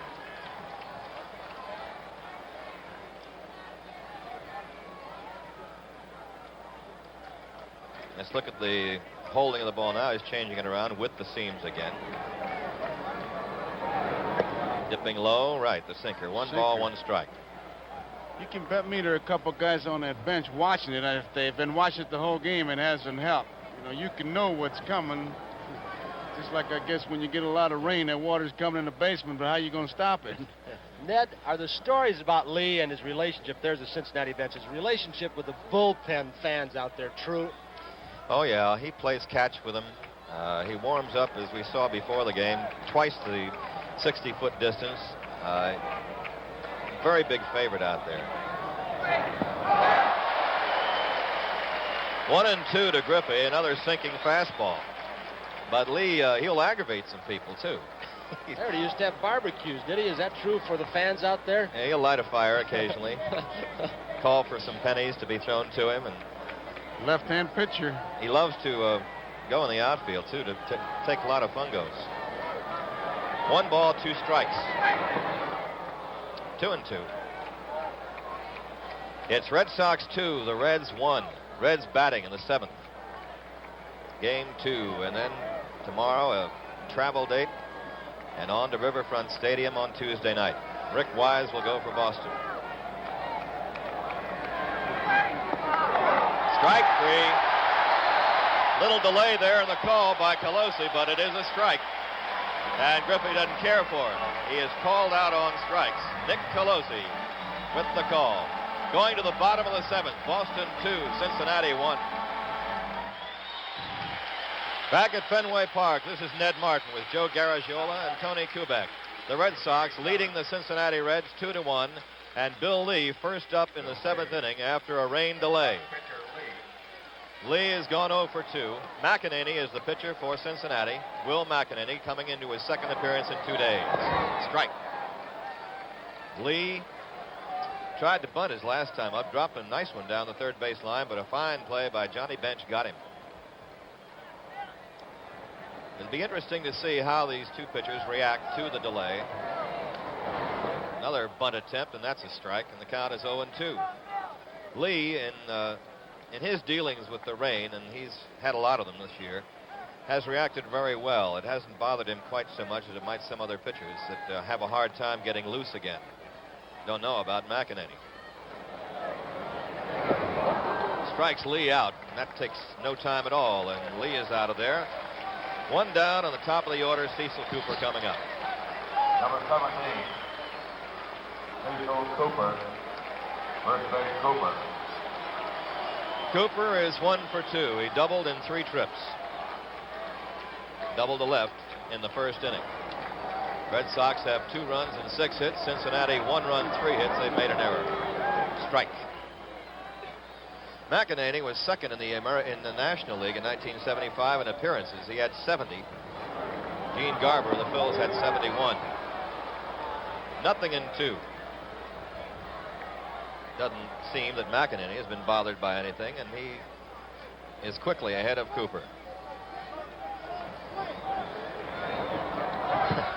That's a major league ball 1. You're going to waste one. I always thought that was bad, though, to even call it a waste pitch. But if you're going to waste a pitch, that was a waste pitch. Major leaguer's right, Ned. Down to Concepcion at short. 2 outs.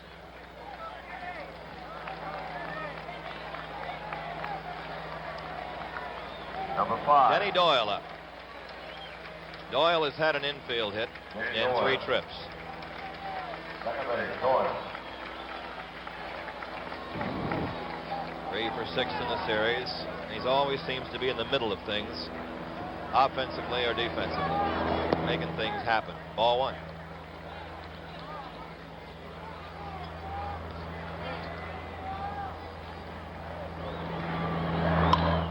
There's a drive foul down into right field. Doyle had a lot of doubles for the Red Sox this year, comparatively speaking, and they always were in the lines. It seemed that he would dunk them down into left field or sometimes get his pitch like there and double right up the first base line. He doesn't pull many, but he sprays them all over. He's got that defense on us, I'll say that. He had 21 doubles in the 97 games he played here. Fouls it off. 1 ball, 2 strikes. He had a couple of very big doubles. There's a shot of McEnany. A couple of big doubles in the last 2 weeks of the season when every game meant something. 2-2. One of them was a bad hop hit past Chambliss of New York. Another one hit the first base bag. A couple went down to the left side. Checks his swing on that. 2-2. Glad to see you talk with Jimmy Rice, Tony. He's quite a young man, isn't he? If he is dejected, he's sure hiding it well. I know he'd like to be in there. Ball 3. 3-2 to Doyle. 2 outs in the Red Sox 7th. Red Sox 2 and Cincinnati 1. Strike 3 called. He got him. Quick inning for McEnany, who looked very, very sharp. And going to the top of the 8th inning, the score, Red Sox 2, Cincinnati 1. Pinch hitter. Hit. 4,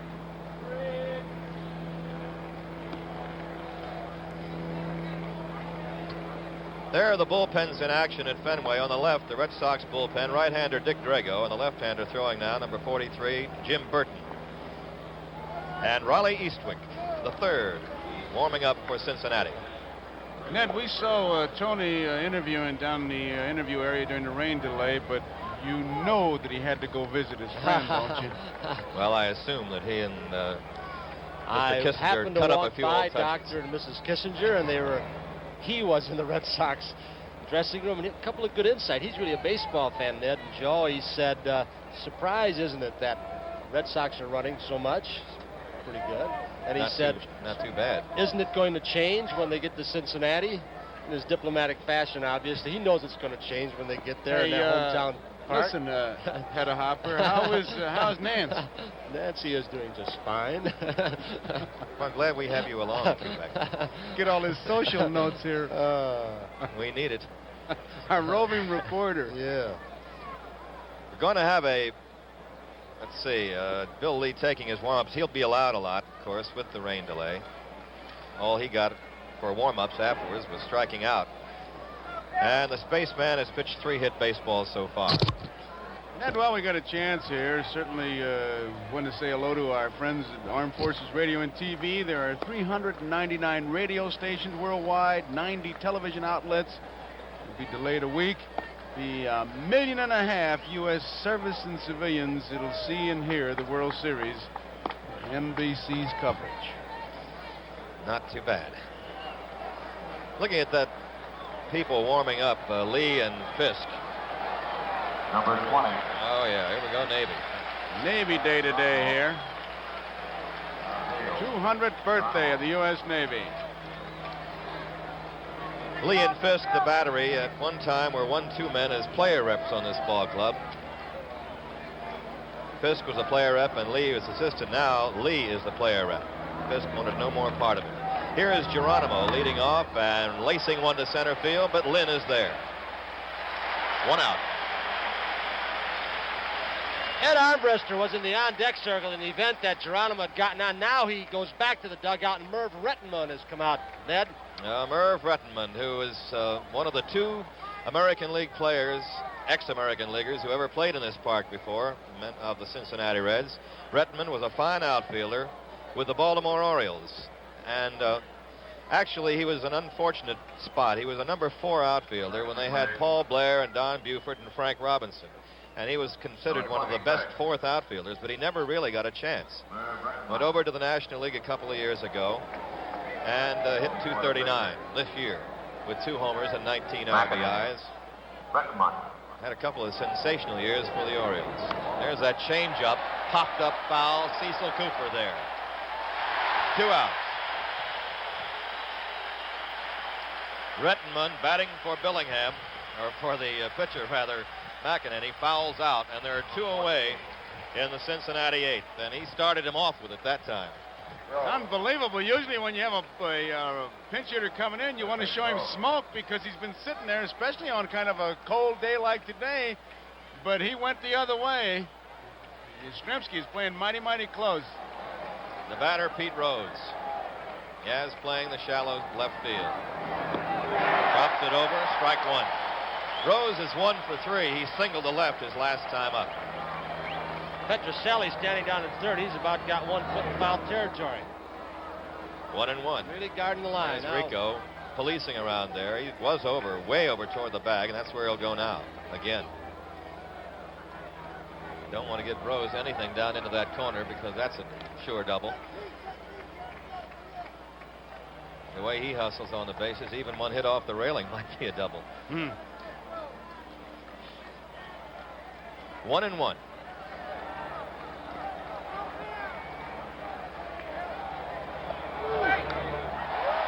Fouls that one, 1-2, and that got Colosi, I believe. They're not taking any pitches. They know Lee's been throwing strikes most of the ball game. He's been ahead of the hitters, and they're going up there wailing. And he might become a little effective now because they look like they're all swinging for home runs. That little tailing fastball and change of speeds, he becomes even tougher. Lee pitched in a game last year, fellas, that was almost unbelievable. They had a rain delay of an hour. The game took about 4 hours to play, and he pitched the thing. That's a base hit. Rose is on with a handle single over Doyle's head. So the Reds have the tying run at first with 2 outs in the 8th. 2 for 4 for Pete Rose. And that's the 4th Reds hit. And Mr. Trouble here for any Red Sox pitcher, Joe Morgan. Been on base twice again today with a walk and a fielder's choice. Grounded out his other time. Can't imagine, Ned, there's not much Fisk can do because he gets as surprised as some of the hitters, I'll bet, with Lee pitching, especially with that slow curveball he throws. Yeah, might be a pretty good thing to steal on. 2 away. Morgan standing in. He's well up on the plate, too, in front of it. He wants to try to get that ball before it breaks.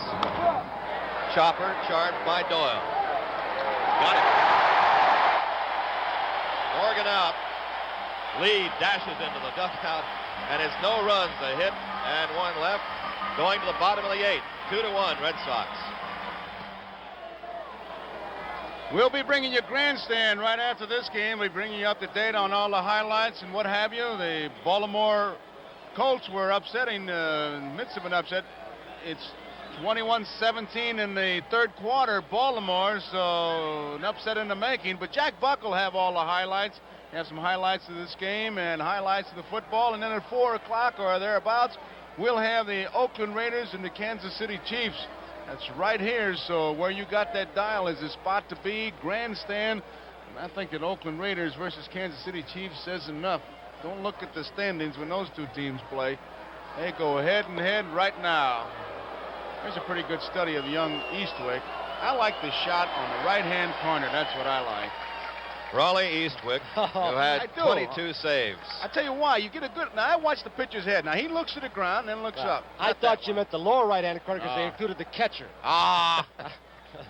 Looking at the top. Now watch. He looks at the ground, and that's where he picks you up.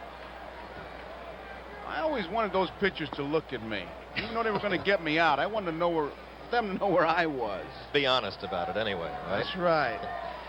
Eastwick was some kind of relief pitcher. He had 22 saves this past year, tying Al Roboski of the Cardinals for tops in the National League. He appeared in 58 games, won 5, lost 3, 22 saves, and had a 2.60 earned run average as a rookie. Eastwick from Camden, New Jersey, lives in Haddonfield now. Here's Yaz. Carl Yastrzemski, 1 for 2 today. Strike 1. Bottom of the 8th, the Red Sox leading 2-1. Eastwick, a power pitcher. He comes in throwing strikes, as does McEnany's slider, tailing fastball. Long drive toward the wall in left center. It is going to be caught out there by Geronimo as the wind held it up. Ball well hit, and on a day with no wind, might have made the wall. 1 out. Number 27, Carlton Fisk. Red Sox pitcher. Carlton Fisk has 1 hit today, an RBI single in the first inning. He's 1 for 3. That's his hit in the series. He came fairly close to the wall yesterday with a fly ball. Ball 1. But nobody's hit it yet.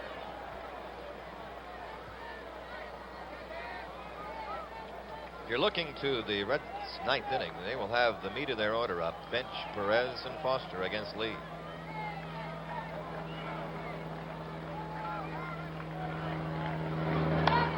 Popped up. Maybe room for Bench back near the railing. Nope. 2 rows up. As you noted yesterday, very little foul ground here for the catchers in Fenway Park. That's good. Not only on foul balls, but on those pass balls. Right. In the old days in Pittsburgh, before they even moved the screen up, you could run for a week and a half on a pass ball. And guys would score from second base, and they'd blame the catcher. You have some sadistic knuckleball pitcher out there, and then they'd blame you. A ball and a strike to Fisk. 2-1. Here you got the shot from downtown. good shot of Fenway Park. 2-2. That was a strike.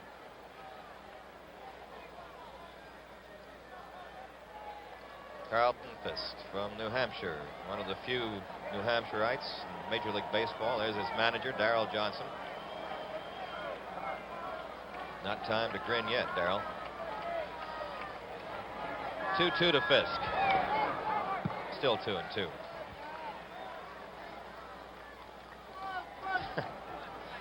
There we legs. Defeat legs. Oh. Defeat the Redlegs. 2 balls, 2 strikes. Kept the running away from them.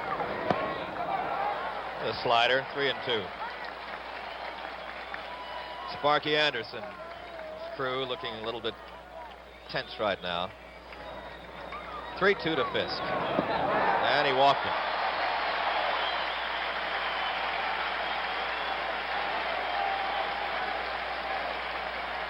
Fisk draws the walk, the first given up by Eastwick.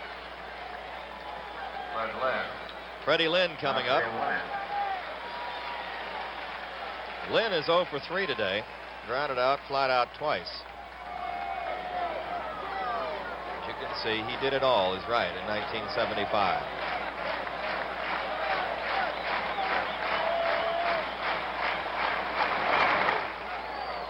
One strike. Wow, Johnny. He came into the All-Star game this year, a rookie pick, and said he'd never seen so many fastballs thrown. He'd been seeing so many breaking pitches in the American League, and they threw him fastballs and got him out in the All-Star game. Ned, you've seen one of the nice things an umpire will do, dust a plate when it doesn't need it, to give Johnny Bench a chance to get a breather. He took one of those real shots off the leg, and Colosi gave him a little time to get his pieces back in order. Good point. A bad rip that time by Lynn, the count 0-2. Ned, one of the things I like about Lynn is even if he's not hitting, he's still a big contributor to winning ball games. We've seen it already today, a great catch he made. It's 1-2. No, he doesn't get down on himself, and I think that was a very big point about the fellow you interviewed, Jim Rice. He was even more so than Lynn. The 0 for 4 days don't make him hang his head. Comes back. Just got a piece of that. 1-2. I saw a quote by Lynn when they asked him, could he believe the year he's having? He says, well, maybe someday this winter when I'm out in a boat fishing, it might be jump right out at me. But he said, right now, it's too much day to day for me to worry about it. Looking at Roger Moret in the bullpen for the Red Sox.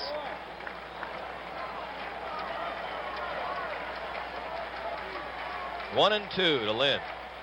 Eastwick on the mound. Out of play. Would have been a great replay, not the foul. Moret blowing that little bubble out there. He's out of the competition. He's one of the Garagiola losers. He was a pretty good one, though. He had a shot at it for a while. Yeah, he was all right, but he didn't. He lost. It didn't quite. You got to have something going for you, Ned. There's no joke. Very high, not too deep, right center. It's going to be Geronimo. 2 outs. Lynn is out. Fisk returns to first, and here is Mitko Petroselli, the guy that put the Red Sox ahead in the 6th with a 2-out single. There's Moret. Roger had the best winning percentage in the American League this year. Rico is 1 for 3.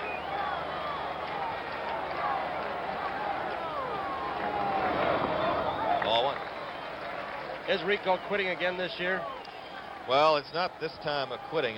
He is going to be examined by a doctor, though, on this inner ear thing. If they figure that he's taking heavy medication for it now to keep it down, but if there's any chance of it flaring, I don't think they would want him to play, because you get hit in the head or something happen, why it could be dangerous.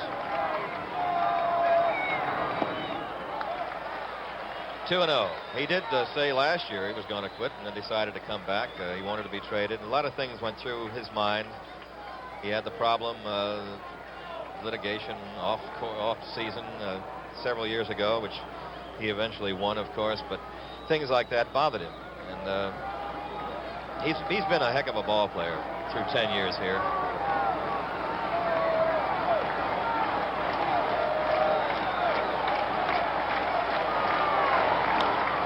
There's a base hit to right.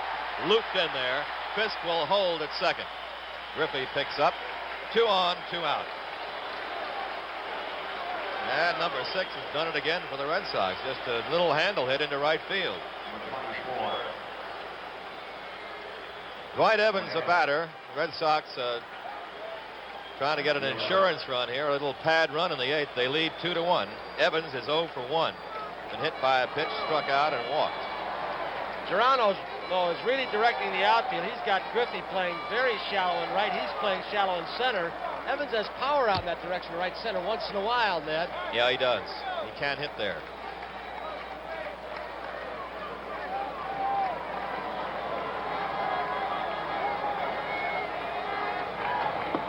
Strike. Good pitch by Eastwick. They're daring Evans to hit the ball over their heads in center and right field. I don't think Fisk could score from second base on a ball hit to right field, as shallow as Griffey's playing. No way. Have to hit the gap. Up and in, ball 1, 1-1. The trouble that Evans has sometimes is when he gets a couple of shots and hits that wall or the screen, and then he thinks, I'm a pull-hitting home run hitter, and sometimes misadjusts. 1-1 to it. Ball 2.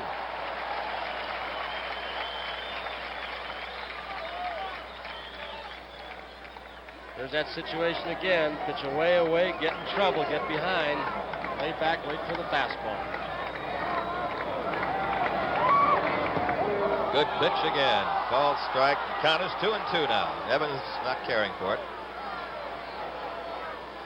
One thing about leads that I've noticed here in this ballpark, Ned, you saw it all year, you got to get a pretty good lead off second base because that ball does hit that wall. If they play it perfectly, you're still going to get nailed. So Sure. instead of a 4-step lead, Fisk has got a good lead at second. Fred Lynn used to take big leads off there this year, too. Out of play, 2-2. Just a medium speed ground ball hit between third and short sometimes can be tough to score on. Foster now has shortened up quite a bit. Yes, he has. He's not playing out near the warning pad. 2-2. 2 outs, 2 on.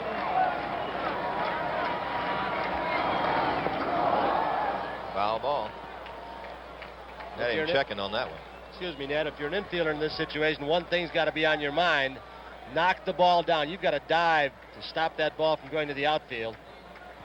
One thing that could hurt, I guess, on that wet outfield is the ball to die there before somebody gets to it. Strike 3. He's out. Eastwick got him on the inside corner. No runs, a hit, and 2 left. And going to the 9th, it is 2-1 Red Sox. The preceding announcement was furnished by Major League Baseball. So here we go to the top of the 9th. The Red Sox leading the Reds 2-1 as Bill Lee will face Bench, Perez, and Foster with Concepcion behind them. Lee has pitched a 4-hitter. The go-ahead run by the Red Sox was unearned. That's the kind of ball game this has been. Tough, tight, taut. Here's Bench. Base hit right field, maybe more than one. Evans tracks it down. Bench will take 2. Double. Tying run at second base, nobody out.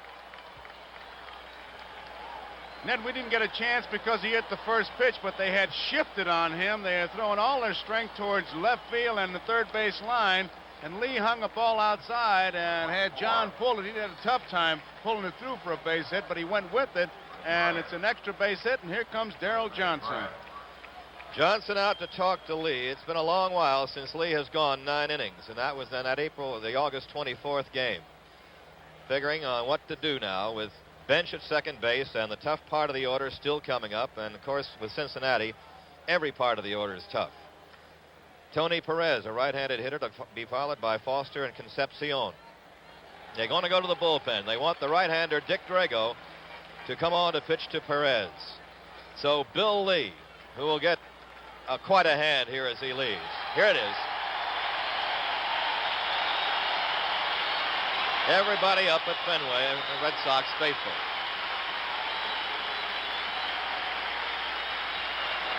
Lee worked 8 innings plus, giving up 5 hits and 1 run. Walked 2, struck out 4. and gives way to Drago. There's a break in the action here at Boston.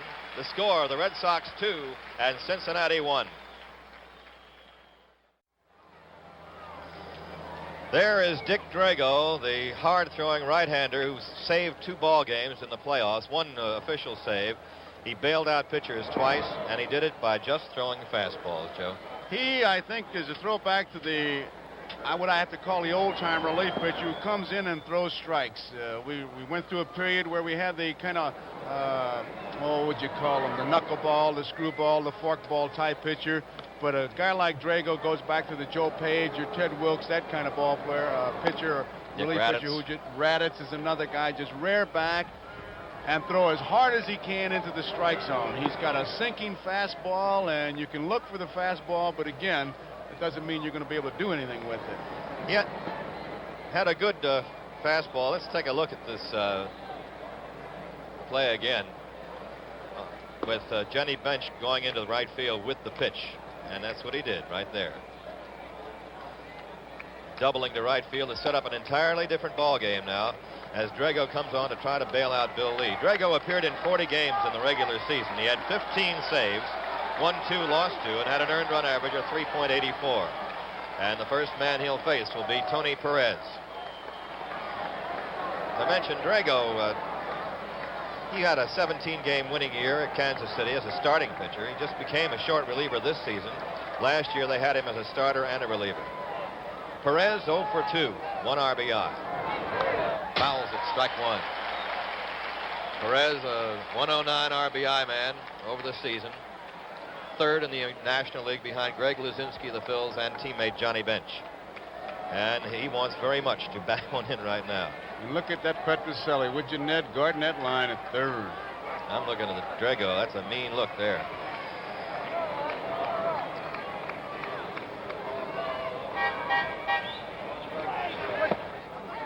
One ball, 1 strike. We got an interesting thing going on at second base. They're playing so deep. Burleson right now is trying to get some instructions from the bench, from the Red Sox bench, because Johnny Bench at second base is getting a tremendous lead. He's 12 for 12 in stolen bases. You take him for granted, and he's going to be hook sliding into 3rd. All right, we'll see what gives now. 1-1. Doyle bluffing toward second. A chopper toward the middle. Burleson will have to play to first. He gets his man, but Bench goes to 3rd. No other play could be made on a medium-speed ground ball toward the center of the diamond. 1 out and the tying run at 3rd.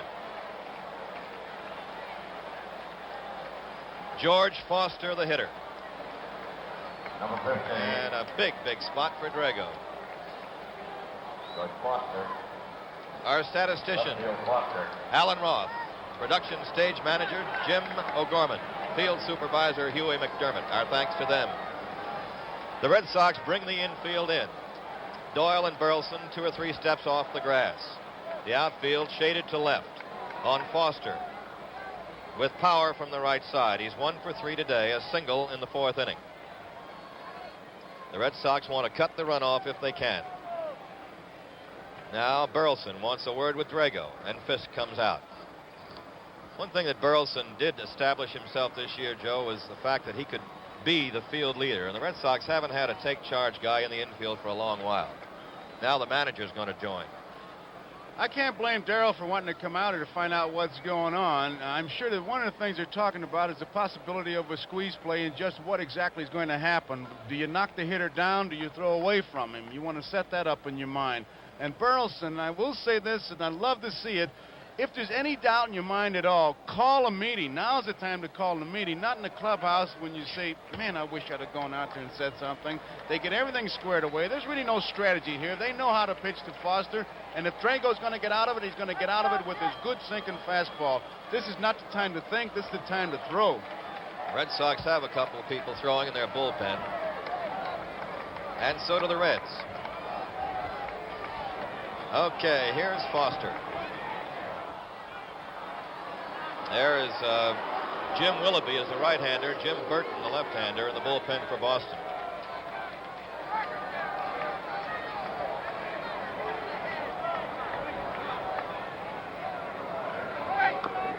Check swing, strike 1.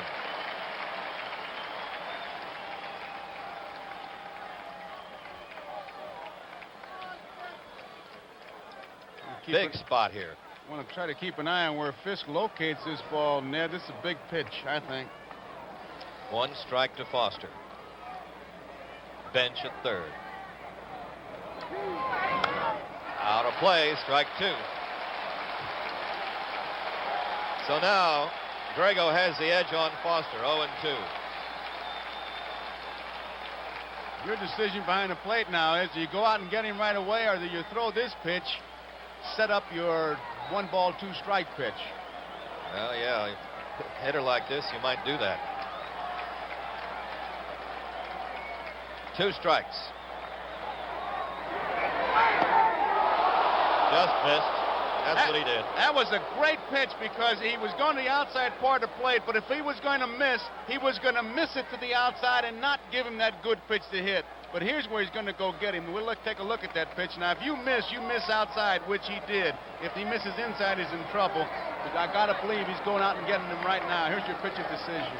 1 ball, 2 strikes to Foster. Out of play again. He's keeping it away from Foster. Not wanting him to get anything down that he can pull. Yastrzemski's playing him straight away and shallow in left, but respecting his ability to hit it toward the line. Lynn is shading him toward left center. There's Yaz. They bunch him up to left center field and give him a hole in right center field.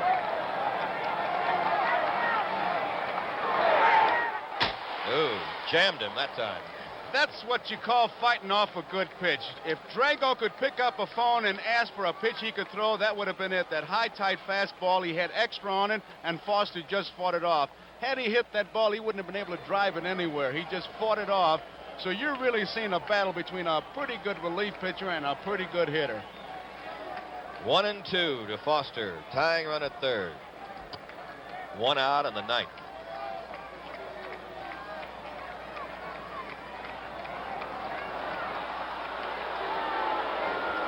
Foster taking a little edge off by backing out.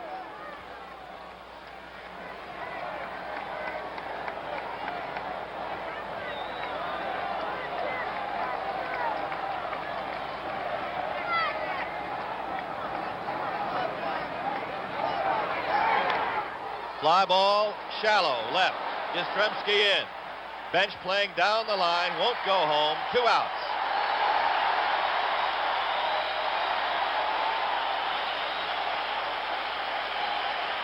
A big out there, Mr. Garagiola. Yes, sir, Ned, and I tell you, it was a pretty good battle. And Drago shaking off the one pitch. I'm sure that Fisk was going to go with the fastball all the way, and many times what you do is put down fastball and have him shake you off. You tell him to shake you off to get that hitter thinking, and what makes you do a thing like that is Foster backing out of the box a couple times. You know he was thinking. That was quite a battle. So now it's down to 1 out to go for Drago, and a base hit to go for Concepcion if they want to send this game farther than it is, or give the Red Sox a chance in the ninth. Dave Concepcion is 0 for 3. Grounded to short, flied out twice. Bench at third. The windup by Drago. Strike. 0-1. Up and in again. He is letting out a notch, man. He has really blown that ball.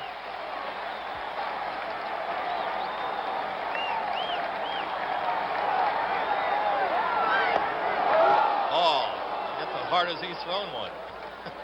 You notice he's not going to any trick pitches. What got him here is going to get him out of there. And that's what Concepcion will be looking for. So it's, you know, I got mine, you got yours. Let's see. That may be trouble. Doyle can't make the play, and it's all tied up. Infield hit by Dave Concepcion. No play at all for Denny Doyle except to keep it in the infield. Johnny Bench scores, and the Reds have tied it in the ninth. And here we go again. It was a pitch on the outer edge, then tailing in. Number 30. Could really see Concepcion swing down on that ball, and once it got by Drago, there wasn't much Doyle could do but keep it from going to the outfield. He couldn't really make a throw. He was running too hard. Watch the momentum carry him about 3 or 4 more steps. That's the kind when you stop right there, you just don't know what to do with it. You really want to take a bite out of it is what you want to do. Yeah, or bury it. Right. Incidentally, Concepcion's error led to the go-ahead run for the Red Sox, so he evened it up. Griffey is the batter. 0 for 3. Lead run at first. 2 outs. Strike. Well, you can't really fault Drago. He's pouring the coals. He made a good, powerful pitch, and Concepcion got the bat on it to the right place. I think you pinpointed it well, Ned. I got mine, you got yours. It was strength against strength, and at this particular time, Concepcion won that battle. But you know he's throwing hard, because anytime you hear a catcher's glove pop with the gloves they're using today, you really got to throw hard, because they're using pillows. That's right. So it's 1 strike to Griffey. The Red Sox 9th inning will have Burleson, Drago, and Cooper scheduled up.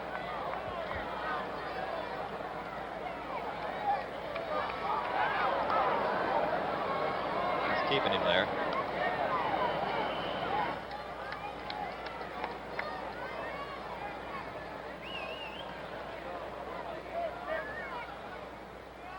And again. He's got some ideas, but Drago's doing a good job. He's got a pretty good move for right-hander.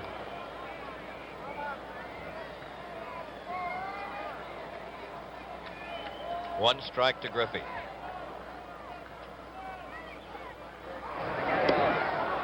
Going to send him back there a few more times. Take a step away and keep him there. They want no one at the mid-station, as they say. 1 strike to Griffey with 2 outs in the top of the 9th. Game tied 2-2.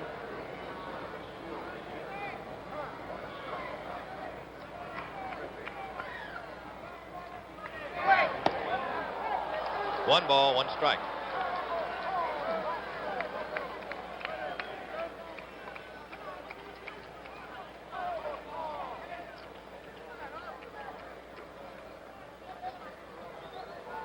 Griffey has pulled the ball twice to Cooper at first. That was against Lee.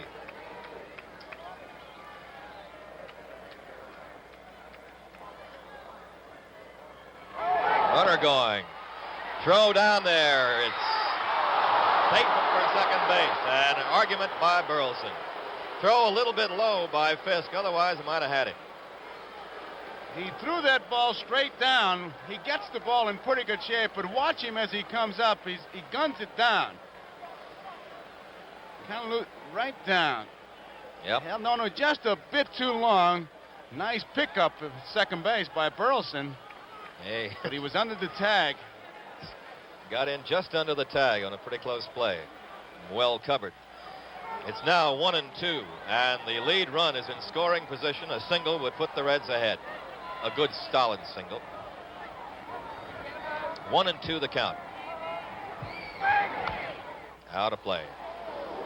You know, it's going to sound like a cop-out because having been a catcher, but it is a little bit cold here, and I don't care whether you're catching as much as Fisk has. It's just a little tougher to throw on a day like today. Well, it is. It really is. Fisk had thrown 2 out in the series. Pretty good save by Burleson, as it turned out. Almost got him. 1-2.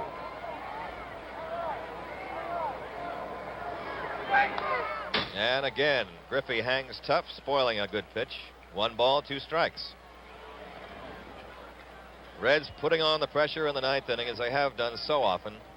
That's what gets them there. A team that can come back, take advantage of everything, get the base hit, the off-field base hit by Bench, and then with 2 outs, the ground ball that scores the run.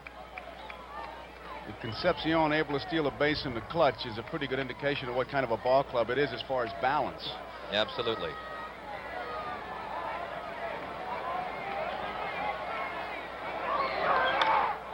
Well hit to left center. It's in there. A run will score. It goes to the wall. Picked up by Lynn. Double. And it's Reds 3, Red Sox 2.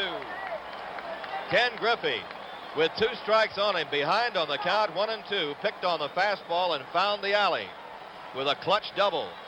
And the Reds have gone ahead for the first time in the series. The ball club was down. They were almost saying, wait till we get you in our home ballpark, but Griffey has just given them a lead. And Griffey, who has kind of been in the shadows of the benches, Perez, Rose, and Morgans, it was his bunt that beat Pittsburgh, and now it's his extra base hit that puts him ahead. The run charged to Drago. The other 2 runs charged to Lee. So now the game has really changed around, and the Reds have the advantage, and they are going to put this man on. Geronimo is going to get the walk with first base open, which will send up Eastwick. So intentional pass to Geronimo, who'd gone 0 for 3. And even though he had not had a hit in the series or in postseason playoffs, had gone 0 for 14, still, strategy dictates you've got to put him on, or else force a pinch hitter for Eastwick.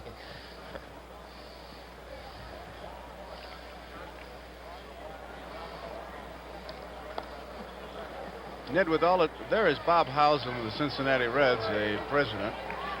Feeling a lot better now, isn't he? Yeah. I started to say, with all the talk about the wall, that's the chairman of the board, Lou Nippert, next to him in a light coat. With all the talk about the wall and what they were going to do, it was a 5-hopper that Doyle was able to come up with. It's been the big hit so far. Yeah, and a medium-speed ground ball by Perez that got benched to third in the first place. But then, of course, that's all academic after the double by Griffin.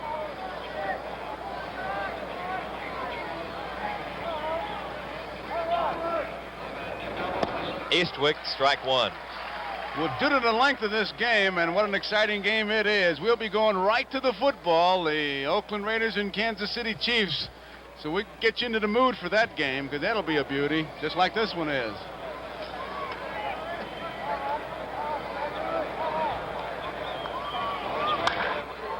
Doyle to Burleson. Got the bag in time, and Eastwick is out, or he forces out the runner, Geronimo.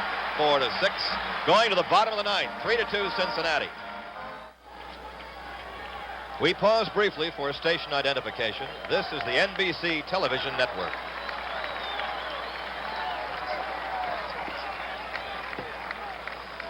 So it's the bottom of the 9th inning. Cincinnati leading the Red Sox 3-2. Rick Burleson will be first up. There'll be a pinch hitter for Dick Drago, and then Cecil Cooper, as Raleigh Eastwick has a chance to nail one down in the big one, and a very big one for the Reds. 3 runs, 7 hits for Cincinnati, 1 error. 2 runs, 7 hits, no errors for the Red Sox, and that's how even the game has been. Ned, you've seen the Red Sox all year. Will Burleson, is this a bunt situation for him for the base hit? Not often, no. I don't think so. We'll see, with Rose playing third. They want to get a man on, right. I noticed Bench moved Rose in at third, and that's the reason I ask you. He could do it, but he doesn't often to lead off an inning. We'll see now. Red Sox down by a run. You can play for tie at home. Swinging and off his foot. Oh, boy. And Burleson's caved in a little bit there. There it goes. It's a sinker ball. Fastball in. It goes right down. Right off this left foot, boy. And if that doesn't make you late for the dance, nothing will. Telling me. Put you in a pair of Richie Hebner shoes, won't it? Oh. I tell you, Tony, I couldn't run anyhow. I wouldn't mind wearing those steel-plated those toes that the umpires got and wear those shoes, because it wouldn't hurt or help my speed. It would help you on a play like that. 1 strike to Burleson. Ball 1. There they are. We got the steel in the toe, and Colossus got dirt on the heel right now. It's been a long day for him. Pop up, shallow right. Look how shallow Griffey was playing. Foul ball catch. 1 out. He was way in. Carbo. Bernie Carbo, who used to play with the Cincinnati Reds, is coming up to bat. He is going to hit for Drago. He's tattooed that wall, especially earlier this year, hasn't he, Ned? He had a great first half. Has an inside-out swing. He uses the wall, and he hit a batch of home runs. Had a lot of game-winning hits. And he did the same. Well, he went a little farther this year than he did last. Last year was about a half season. He went about 3/4 before he started tailing off, and he got hurt. As I recall, he was involved in a very controversial play with the Reds in a playoff in, when was it, 70, 71, something, play at the plate. Right. He was 0 for 8 in the 1970 series for the Cincinnati Reds. Hit .257 this year with 15 home runs.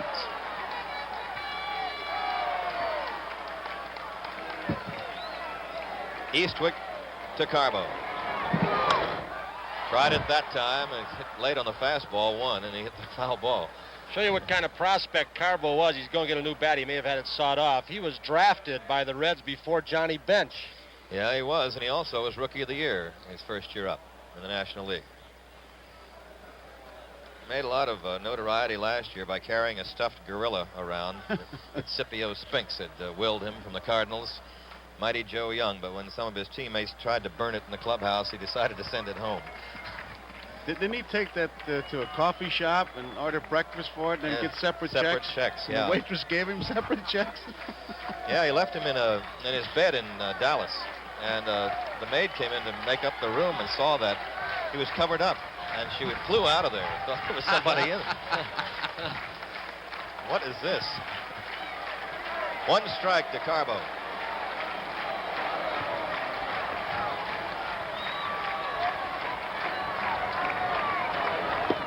Ball one. 1-1. The Red Sox are used to Garrison finishes, though. They may not do it today, but they had a bunch of them here in this ballpark this season. Little looping foul, that's out of play. Eastwick sawed him off that time. So far, they've got a pretty good book on Carbo. That's where they try and pitch him. He drops that bat. A little more of an outside hitter and low ball hitter if it's away. In the old days, Tony, you'd say you aim for the belt buckle, but with these uniforms, you don't. You just aim for the middle of them. They just jam him with that slider, and that was a perfect pitch. 1-2 to Bernardo. Stings one to left. It is going to be caught by Foster. Went to the opposite field, but Foster was playing him just right. And now there are 2 downs, and the Red Sox are down to their last out. 17. Cecil Cooper. Cecil Cooper is up. He is 1 for 4. He doubled to left in the first inning. The other 3 times up, he grounded out. The crowd, which was roaring before, quieted in the top of the ninth, and they're still quiet. Playing tight on the lines. Deep in right field to protect against the extra base hit. What a hole he's got down the right field line. He's in got the outfield. a lot of green there to aim for. You've got to see all that space between Griffey and the foul pole. Ball one. 1 ball, 1 strike to Cooper. Reds leading 3-2 in the ninth. 2 out.